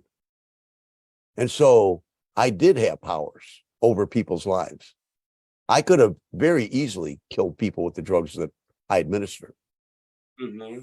And so and I'm not saying that that's the answer. I'm saying we need deeper discussions on these things. So we have a society that's under stress. There's a lot of stressors for all of us. There are economic stresses, there are social stresses, there's stresses related to stage of life. Teenagers, they want to be included, they want to be accepted. There's all these things.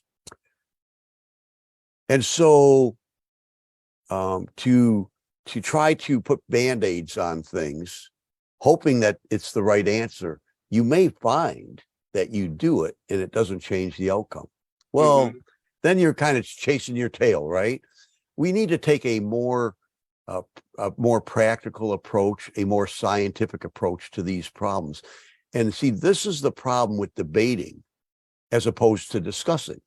Now you say, well, we want to have a debate with all the candidates. I think those should be framed as discussions, because if there's another candidate that has a better idea than I do, I want to learn about it. I'm more than happy. I'm not concerned with winning an argument or being right. I don't care who's right and who's wrong. I care what's right and what's wrong. I want to know what the truth is. So, I don't, when it comes to other candidates that I would compete against, I want to have a discussion like we're having. Let's go back and forth. Let's explore it. Let's figure out what the best path is. I certainly am not sitting here claiming to know all the answers and all the best paths for all these things, but I'm not going to take the shortcut, the easy way, the political expedient way of checking all the boxes and saying yes, yes, yes, because I think I'm going to win an election. It's not me winning an election is not the important thing. Moving humanity in the right direction. That's what this is about. It's about a movement. I'm just one person.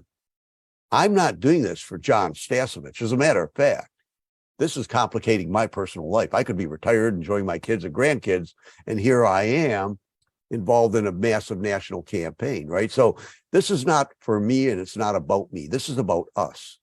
It truly is. I'm going into public service because I want to be a public servant. I don't want to profit. I'm not looking for fame, and I'm not looking for prestige. I'm already happy with my life. Okay.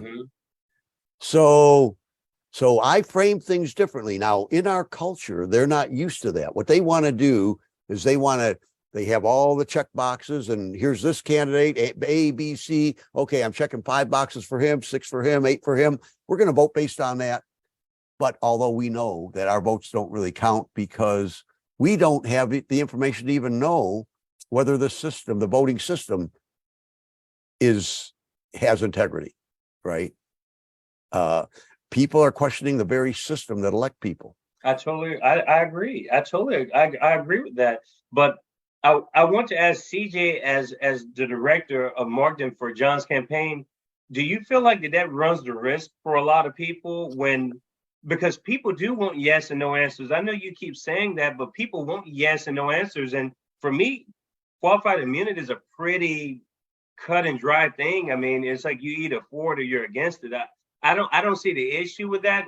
And I think that's what people want, because they're scared in a way, because they feel like people are kind of taking them this way, but then it's like they get dropped off somewhere else. I can see the fear of the voters just when those kind of questions come up, like legalization of cannabis, yes or no.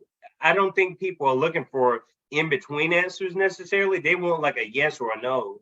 Like, well, I'll tell you one thing. Yes or no. Yeah, Kiko, I could tell you one thing that would be a yes or no, real quick answer. Demilitarize the police. Definitely a yes. Let's get rid of all the massive weapons. But then again, at the same time that you do that, you have to do the other things to, so that our people are healthy. We have to talk about what a legitimate policing function is. Certainly, you probably, when you're younger, maybe you went into a bar, 2 guys had too much to drink. Next thing you know, there's violence in the bar. Who's going to stop the violence? Who's going to stop it? Is that a legitimate policing function? And if that's true, now what if those guys have weapons? So you could understand somebody that says, I'm willing to help my community. I want to work within my community. I don't want drunk guys in the bar shooting each other and maybe innocent people that are sitting there in the crowd, right? How would you solve that problem? So So, to pretend that we've got all the answers, I think is a big mistake, because I think more often than not, we've seen where our politicians say, I know what the answer is, and they go and they implement it, and we find out it didn't change a thing. I mean, just because it's politically expedient or because people expect it, maybe we need to change the way people think about things. Maybe they have to realize that, it's better that we all engage and we come up with the solutions together. Don't just depend on, there's no white knight that's going to, come in on his white stallion and save the day. Jon Stasevich isn't going to do it. Bernie Sanders is not going to do it. Donald Trump is not going to be that white knight. Joe Biden isn't. There is no white knight. You want justice? We all have to stand for justice. We have to agree on some certain basic premises and, human health and well-being. It's not a secret. We know, we have the technology. We know how to help our children to be healthy, happy, and productive. That's not a secret. We know how to do it, but we don't have the political will. So if you want to change the world, you start by changing yourself. If you want to change the world, you start by cleaning your own doorstep.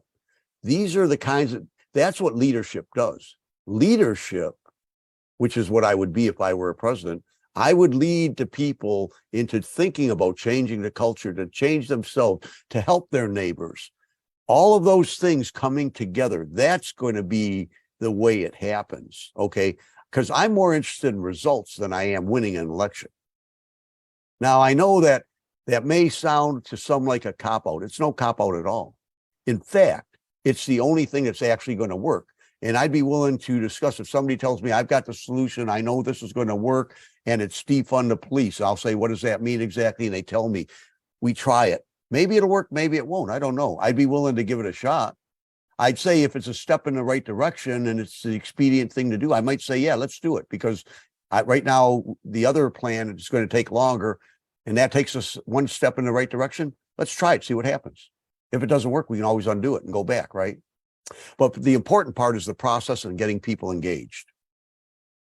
But I guess I want to get CJ's perspective on this, since he's on your marketing team. Yeah.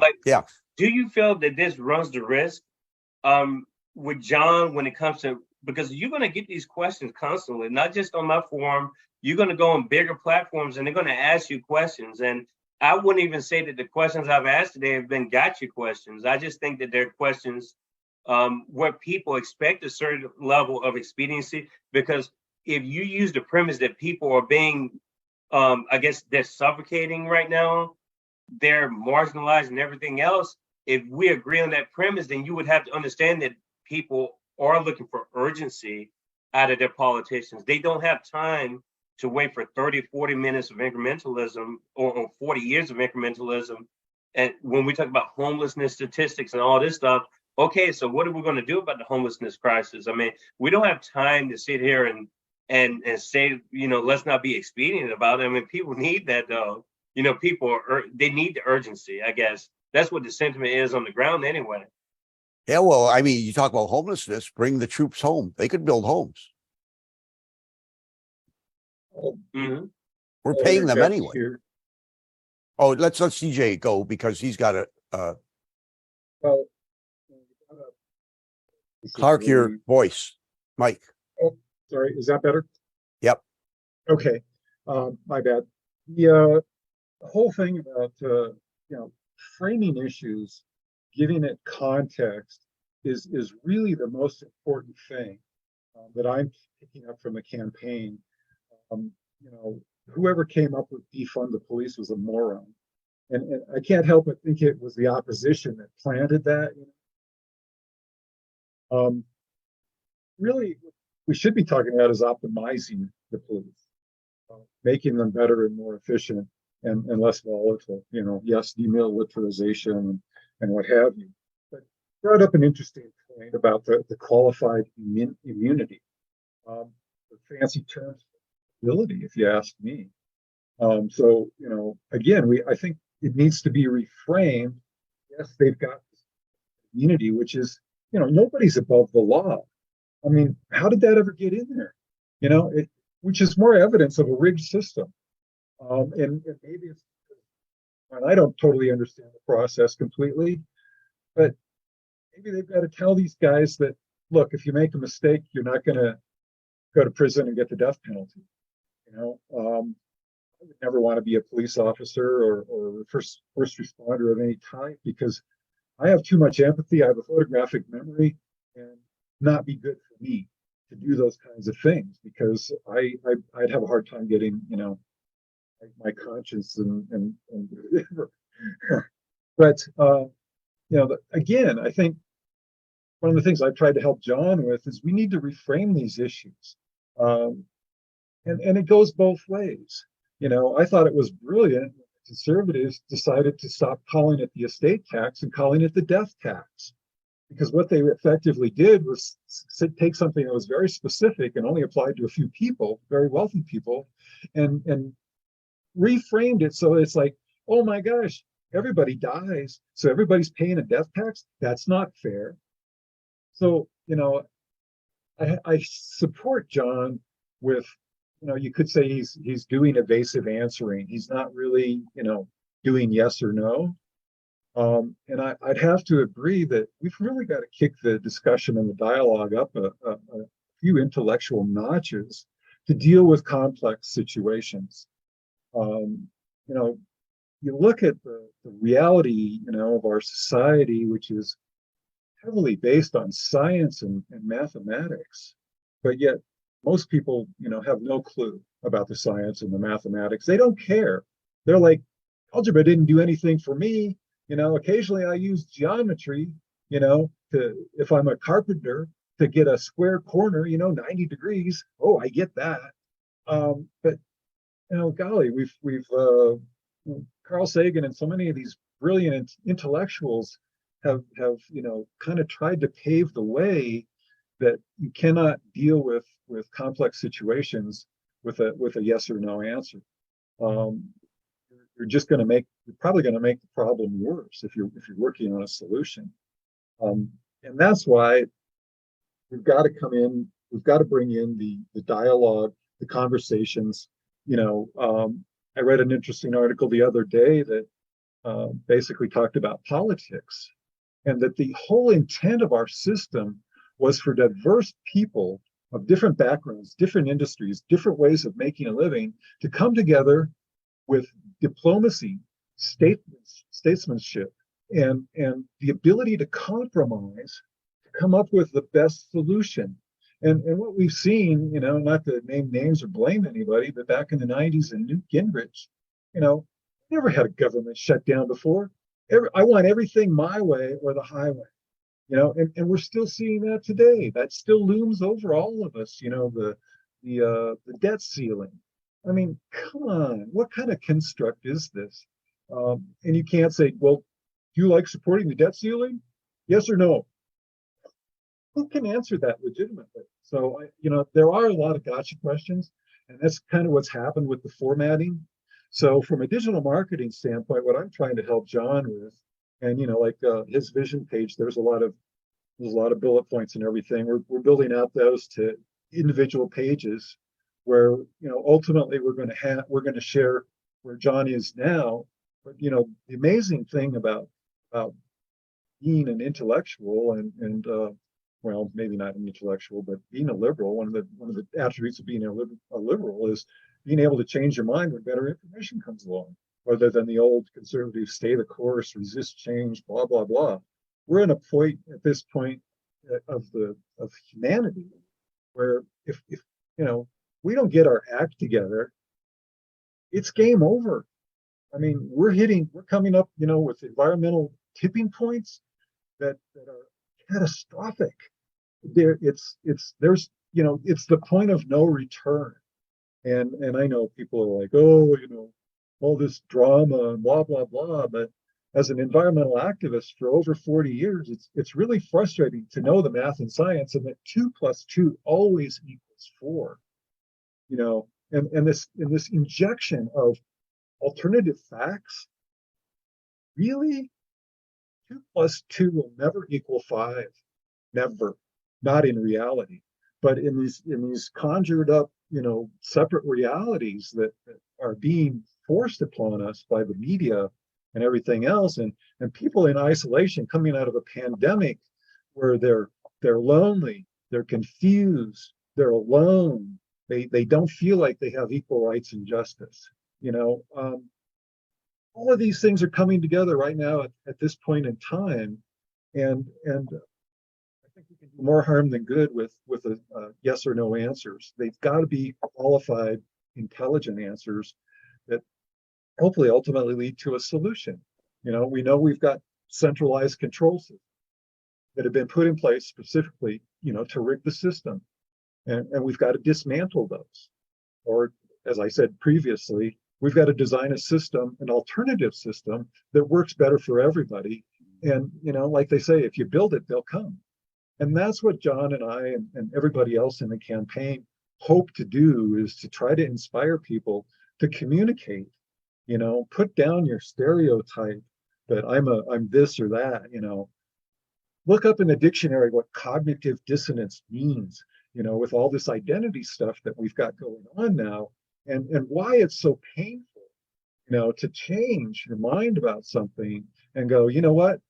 You were right all along, and I don't know why I went down that path, but I did. But thank you for the kindness and the consideration and the time you've given me to explain it and bring me around.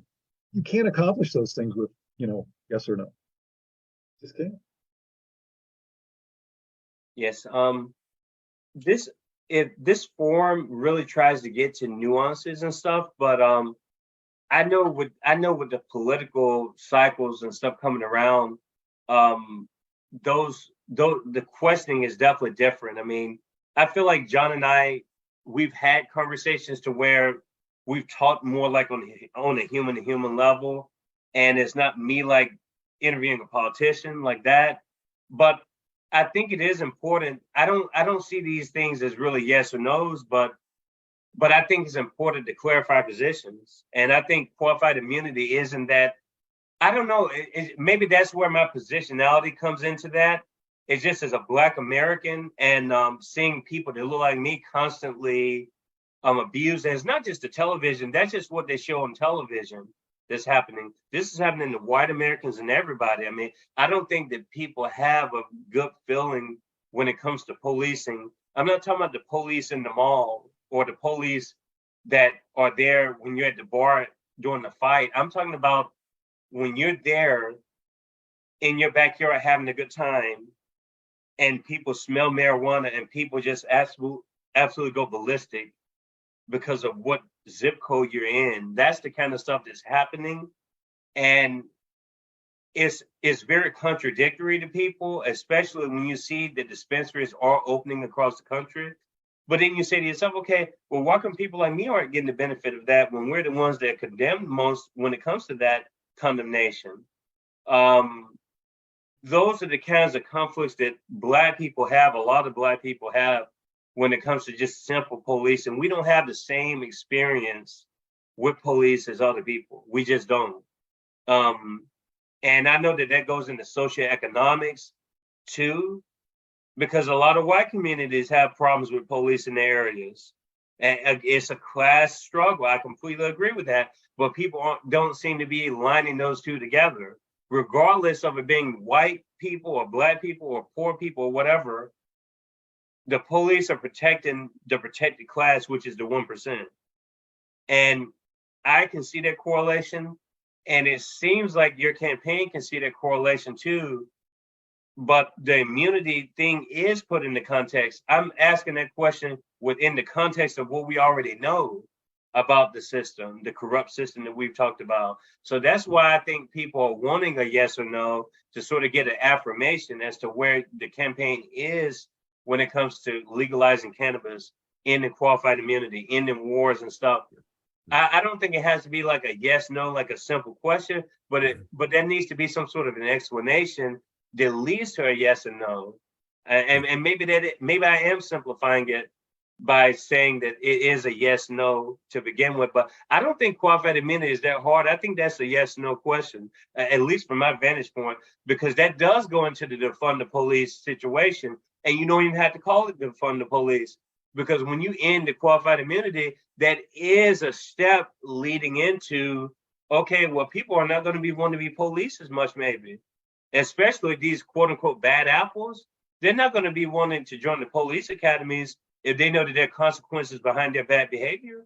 So of course not. It is de-incentivizing people becoming police. So if you want to be a cop, if you want to be a responsible cop, then you know that that's in place. Okay, maybe I'll do it, but you already know what's up front. I agree with you, and I do get your point. So I would say the answer to all your questions is yes, but it's a qualified yes. It's Right. yes. It's always yes. I mean, if it's a step in the right direction, it's yes. But then I want to say, but let's talk about the details. Tell me exactly how you would do it, right? And so, I mean, but then even that sounds like a little bit like I'm evading, and I'm not trying to evade any of the questions. I just want people to recognize that these are complex issues, and that and you can't silo everything. You can't have education. We're going to attack education. We're going to throw money at education. We're going to attack student debt. We're going to throw money at student debt. We're going to attack military. We're going to, as if you could correct what's going on in our society and in our culture by just doing that. It doesn't work. Right. So the only thing I want to do is try to say that we have to think in terms of integration. Okay. In the computer industry, back in the 80s, they had what they called best of breed software packages. You'd have an accounts receivable and you'd have an accounts payable system. You'd have a warehousing system. They were silos. They were all separate. They didn't talk to each other. Okay. So let's suppose that you have an accounts receivable system where your customer's name, CJ Rap. And then over in the billing system, it's Clark Rap. Now, how does the person get a report to understand their relationship with CJ/Clark Rap, right? So they realize we need a single integrated database. We only need one Clark Rap in there. And we're either going to call him CJ or we're going to call him Clark, but it's going to be consistent. So then they could understand their business and they could get better performance. So that's the approach when it comes to government and government services. And it's why we need to redesign and integrate these services. So I would restructure the entire social service network around it all has to come to human health and development for our children, our families, communities, all the rest, right? And so we have people who are capable of doing this. When the Secretary of Transportation isn't communicating with the Secretary of Education because they're connected, how do these kids get to the schools? How do they get to the right schools at the right time? See, even those connect, right? And what about that child's health? Director of Health and Human Services, he's got to be involved in that conversation. So when we develop a solution, it's a comprehensive, integrated solution with the individual being at the center. So we have a constitution, we have a Bill of Rights, we have the ideal in place, but we're not practicing it in a way that works. Mm-hmm. Okay. So I don't know, does that make sense? So the answer to all of your questions is yes, but it's a qualified yes. I want to simply say it's not as simple. If I just did the one thing, and it might be the right thing, it might be that this is the thing that I can do right now that's going to help, and it's a step in the right direction. And in that case, if there's a legislative initiative toward that, I'd probably say yes, and I would probably sign it, right? Because it's better than what we were doing. It may not be exactly where we want to go over the long haul. So there will be those things. I'm always for taking a step in the right direction, but it may not be the ultimate answer where we want to go. And it's not easy to change a big, massive system. It takes but what you do want to have a lot of different voices. You want to get all those perspectives so that when you come up with a solution, you got people bought into it. Mm-hmm. If I create a solution and only half the population's bought into it, you can see how that's going to end up with tension in the society. And that's going to be destructive. All those tensions, we have to work in ways that we can cooperate and collaborate. So it takes a lot of discussion to get people to buy in. Like I would turn around and you say something like, oh, I'm for ending qualified immunity. I would say, what does that show me the legislation? Mhm. Let's read the specifics. Show me what that looks like exactly. And we could say, yes, this probably won't solve all the problem. We might agree that that's the best way to go. But I think it's worth having the conversation. I don't necessarily, and first of all, don't forget that the president, if you're a real leader, you're bringing people in. You don't have all the answers. And so a real leader unites people. A real leader brings people together. If a leader takes actions that divide us against our common interests, that's not a leader. It might be, but he's a failed leader. Okay. Mhm. That's what we have now. See, if Biden does something, even if it's a good next step, just because he's, if he divides the nation and people are fighting each other in the streets over it, is that a win? Wouldn't it be better to take a little longer and have the discussion, make sure we bring people together? Isn't that what leaders actually are supposed to do? You're the head of your family. What is it like in your family when they're divided against each other, working against your common family interests? You know that doesn't work. You could step down with the iron fist and say, I'm the dad, I'm bringing the money, it's going to be my way or the highway. You go to your room, you go to your room. You could run your family like that. But, that's not teaching your children how to think. That's teaching them how to take orders, how to obey. And because you're an educated guy, that what we really want to do is get people engaged and teach our children how to think rationally, how to think critically. So that requires big, open, public conversation. It requires transparency in government. Everybody says they want a transparent government. Listen, if there's somebody in the world doing something or in the government, I would celebrate people that come forward and say, here's somebody in our agency not doing the right thing and exposing it. I would celebrate that. I would set up a system where we would have an investigative unit to go down and check it out and verify it. But I would encourage whistleblowers, not punish them. Currently, whether it's a Republican or a Democrat, Julian Assange, through both administrations, so going all the way back to Obama, 3 different administrations, he's still in jail. For what? For telling the truth. Mhm. Whoa. When the truth is a punishable event and a truth teller is punished rather than the people that committed the crime he exposed, Mhm. you've got a corrupt system, right? And so this is why the process is so important, bringing people in, being open and exclusive. If somebody is giving you a yes or no simple answer, you're just checking off a box.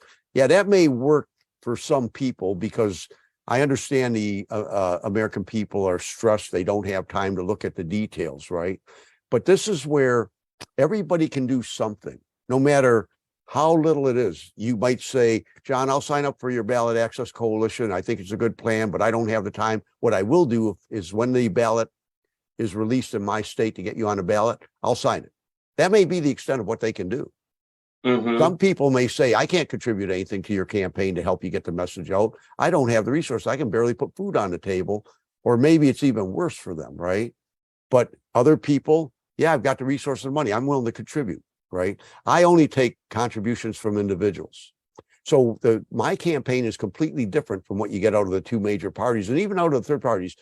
I don't have any conflict with any internal party. I'm not a part of a tribe. The only Mhm. tribe I'm a part of is the tribe called humanity. The tribe called, and you can, I'm an American, right? So it isn't, if I thought America first was the answer, I would be saying it. But I think it's humanity first. we have to take care of one another here at home. That's true, but we can't do it at the expense of other people, right? Because ultimately that's going to come back. And you know, if you've ever lived in a community and let's say you have a neighbor that is just, you know, he's not well educated, maybe he's ignorant, maybe he's destructive, how that impacts your life, having a neighbor that way, right? So we really have to learn how to cooperate and collaborate at all levels. And that's changing the culture. And that's what leaders are good leaders are all about. Bringing people together, helping to educate, helping to smooth out the rough edges, the dysfunction and the tension. You want to reduce the tension. People that are anxious and tense can't think straight. I was going to ask CJ and yourself, like, if you all had any departing words, like for my audience, like if there's like a message that you want my audience to kind of, get, I guess, resonate in their minds before we end the conversation, and what would be the quickest, most direct way for an audience member or a listener, if they had a question for you or they wanted to keep in touch with you, how would they do that? I'll let CJ go first. Well, we're developing our technology to be able to, basically do what you're doing, Kiko. We're going to do, live broadcasts, question and answers, discussion forums.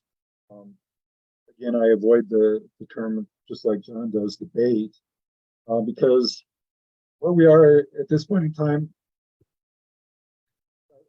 both kind of reiterated, there really are no yes and no answers. Problems that we're facing.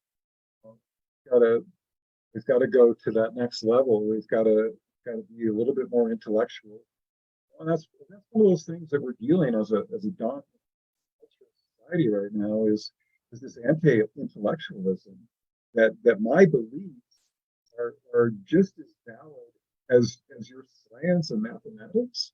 This whole alternative universe. But the things, the next thing we're going to do too is start kind of breadcrumbing and putting out rewards. We talked earlier about transportation. Jon was referring to ride sharing, which is really would be good for the planet. But there's also a current trend. E-bikes are becoming extremely popular, and we need infrastructure for that. And that can easily be done. And sometimes it's just a matter of changing the flow of traffic and painting lines on the street. We're not talking huge budgets here. People are embracing e-bikes.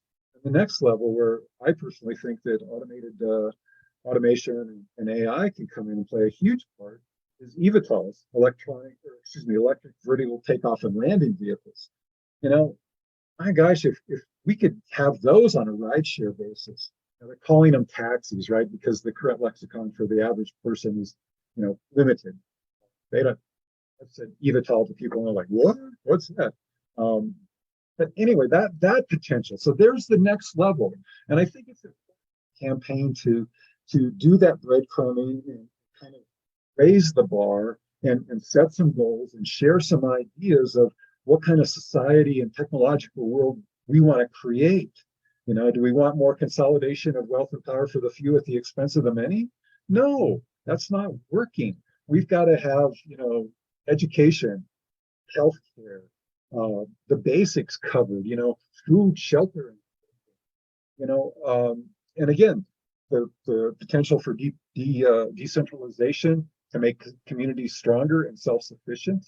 I give a speech about how the environmental movement, the green movement, to the sustainable movement, and I'm proposing that we start focusing on the self-sufficiency or self-reliant movement, where every structure becomes energy self-sufficient with improving the efficiency, the utilization of green technology, renewable energy, solar, wind, micro hydro, whatever, and rather than taking. I've heard the concept of, if we just used 1/8 of the Sahara Desert, we could provide all the energy for the whole world. Well, you know what that is? That's more consolidation of wealth and power for the few at the expense of the many. Now you only have one resource, one place you can buy your energy from, and they control the market. Yes, we gotta break it down. Antitrust. I know I got off on tangents and whatever, but Jon inspires me, and the opportunity to help and get ideas out there and get people talking.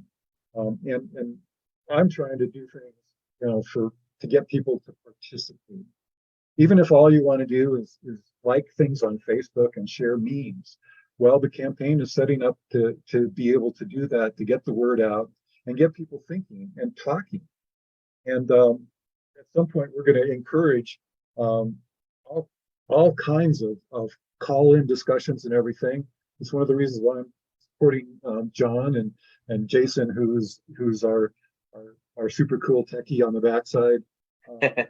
He's working with Jon to set up all this potential that, yeah, we need help.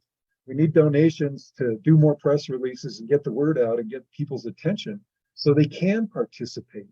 We're not talking about a spectator sport here with this type of campaign. With the Ballot Access Initiative, the Ballot Access Coalition, we need people out there getting petitions signed at some point.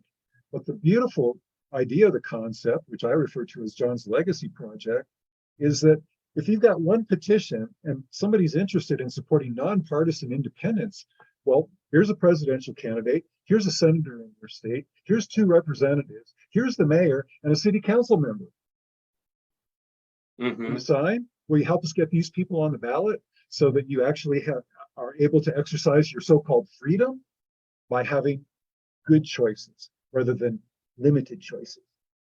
So it's, I know I got way off out into the weeds on answering this, but there's so much to share.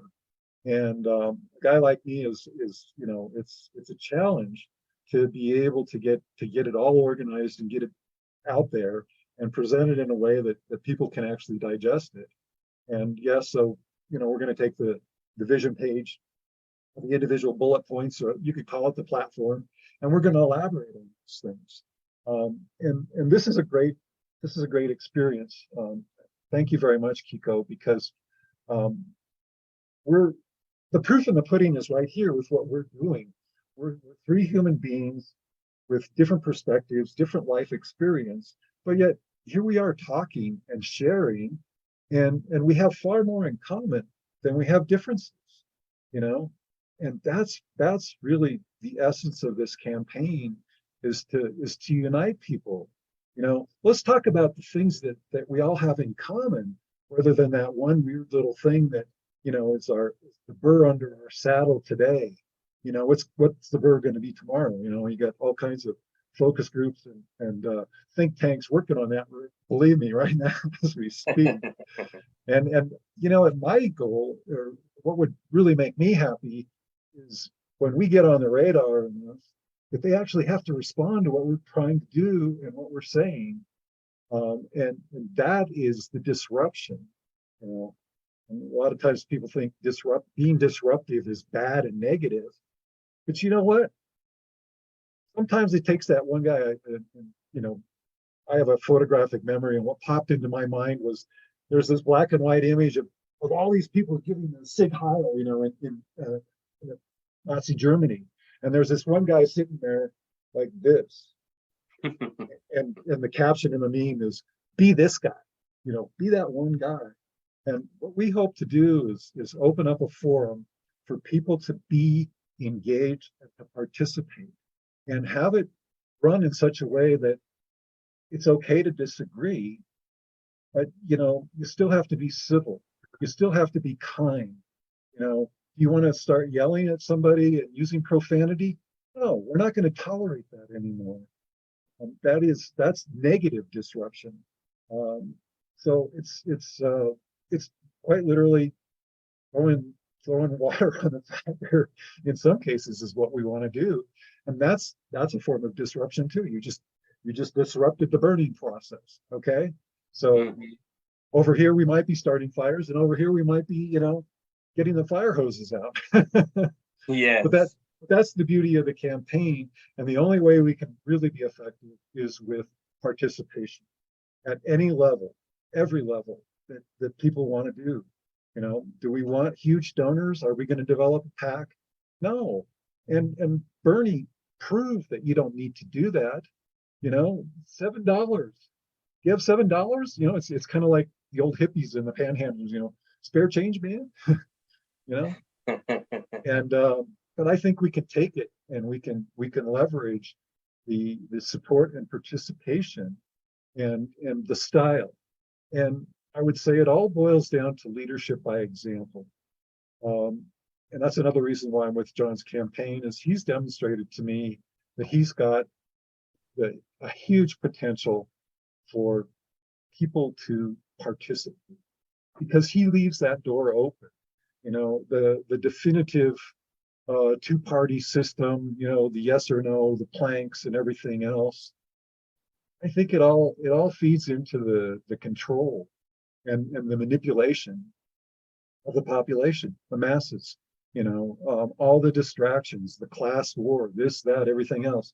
Watch this hand over here while this hand takes your pocket. We got to get away from that system. Just and again, it's leadership by example, and following through, and communication. Communication is super critical, and obviously that's one of the areas that falls into my responsibility. The websites are a good start. What we're going to do with social media is a good start, and I think the next stage, where I don't know what Jon's capability will be. I mean, theoretically, we're going to set up a system that Jon could be available every night, from 6 to 7, and maybe we'll develop a booking, registration deal where we have people apply, which I don't like filters. It sounds like a form of censorship, and we're going to pick and choose.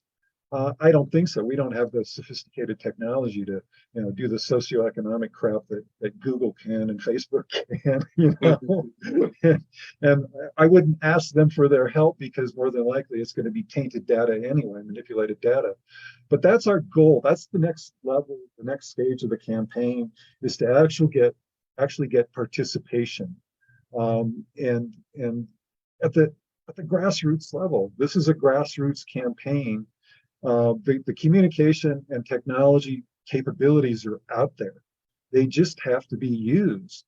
And the biggest part of that usership is people willing to participate. Even if it's only once, come online when we get things going and ask Jon a question.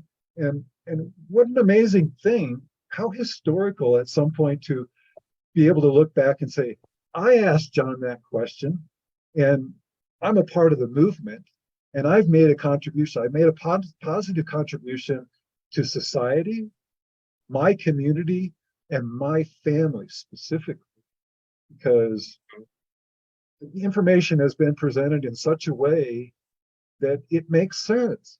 It's not just a simple yes or no. Yes, it's incremental steps that have to be made. It's a process. It doesn't happen overnight. Is this a one election cycle phenomena? No, this is, I was personally involved with the legalization of marijuana here in Colorado as a digital marketeer. It was great once we finally got it legalized. But I remember calling up police chiefs around the country for an organization called LEAP, Law Enforcement Against Prohibition. And some of the responses were amazing. These guys, the commonality, just by having a conversation and out of the blue and being able to get through, because I've done digital marketing and marketeer, right? I know how to get past the gatekeepers. And talking with some of these guys, I'm not going to name names or locations, but they said, it's pathetic the amount of time we spend on this petty marijuana stuff, busting kids, when there's people out there, committing robbery, rape, murder, theft, white collar crime. I mean, we can't touch. That's part of this, the way the system's set up. We can't touch white collar crime, because the way the system works, it's like, oh, look at those little people down there. We got to get those little people. They're the real problem. It's the guys in suits and ties that are and they have no accountability. And again, it's back around to qualified immunity. What you're really talking about is accountability. And that is equal rights and justice right there. Equal accountability is equal rights and justice. And yes, Do the police have equal rights and justice? Hell no, they've got an unfair advantage. Does the media and the two-party system, is that equal rights and justice? Hell no, it's a rigged system to consolidate wealth and power for the few at the expense of the many and maintain that and make it worse. Let's bring authoritarianism into it. It's Christian nationalism. There's only one religion that you can have. The books, look at what they're doing with books. Rather than teaching critical thinking, let's just remove what we don't agree with.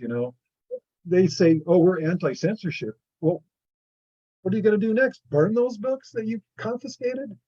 And we've got to get people talking about this and participating. And there's something about one-on-one. Yes, I know technology is okay, but you and I and John are having an amazing conversation right here that other people can listen into. In fact, I know that you got an ability for anybody out there, if they wanted to, they could notify you and you could let them in and they could ask John a question. That's where we want to go with it, rather than campaign rallies. We're going to use and throwing the crowd red meat. Oh, we don't like this person and because of this and that and all that negative energy. Have you ever noticed that most campaign rallies, it's so much negativity? It's straw man, and we're going to do this to them, and all the terminology that has come into our lexicon and our vocabulary in the past few years. Alternative facts.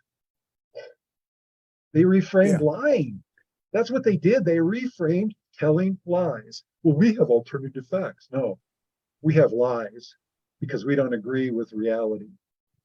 Well, there is one big part of this that we didn't cover, and I alluded to it a little bit, but first of all, Kiko, I'd like to thank you very much for providing a platform. And I've watched some of your other videos that you do. I think what you're doing is a real public service, to be honest with you, and a lot of other people who engage in these podcasts.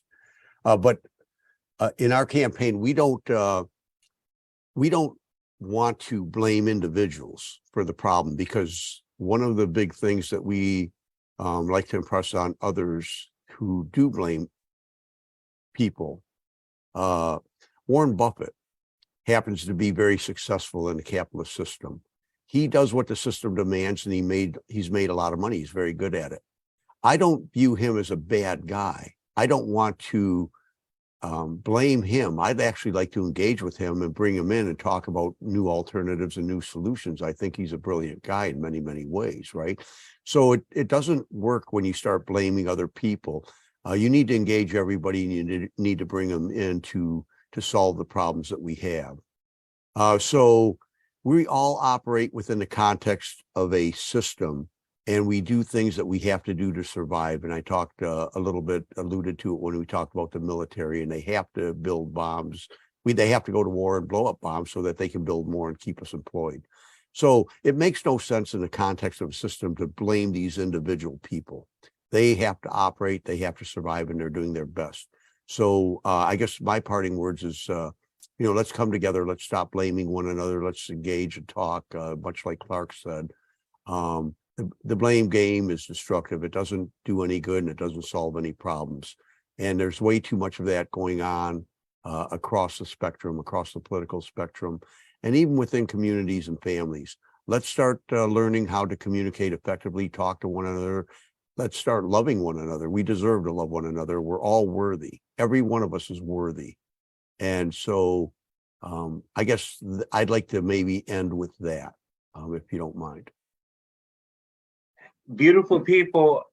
I hope you all enjoyed this conversation with Jon Stasevich and CJ Rapp and Jason Page is in the background, but they're all on the team too. I appreciate you all coming on the forum, and I just want to give my listeners a heads up. I'm going to drop some names that are going to be in the forum within the next month and 2 months. Brian Toohey is actually going to be on tomorrow. We're going to talk about his book, The Fix Is In. Jack Rasmus is going to join us on Monday to talk about the Ukraine-Russia situation. We actually got 3 contributors from the Flashpoint in Ukraine is the name of the book, 2014. If you want to get an alternative view on what's going on right now in that part of the world, Matthew T. Witt is also going to join us to talk about that book, and also Jeffrey Summers as well. So those three professors and commentators are all going to come on the forum to talk about the Ukraine-Russia situation. My personal friend, Jehar Kerbin from University of Tennessee, Knoxville, he's now at McDaniel College in Maryland. He's going to talk about Cameroon and relationships between Arabs and Black Africans. We're going to talk a lot about some of his endeavors right now and his dissertation that he wrote. We have Michael Sparkman coming down to talk about videography. We have my dad coming on to talk about politics and his political influences and just his growth over the years. Norman Finkelstein is coming on as well to talk about his new book that he released. Dawn Duke, my dissertation director, is coming on with 3 other people to discuss her new book that just got released in January. So we have a ton of people on the forum coming on. Some people are known, some lesser known, but regardless, we're going to have more great conversations down the road. And John, CJ, and Jason, I appreciate you all again coming onto the forum. And something tells me I'm going to see y'all relatively soon. So we'll just keep the audience guessing into what that possibility could be. So regardless, beautiful people, have a great afternoon, and I hope y'all enjoy the rest of your days. Cheers.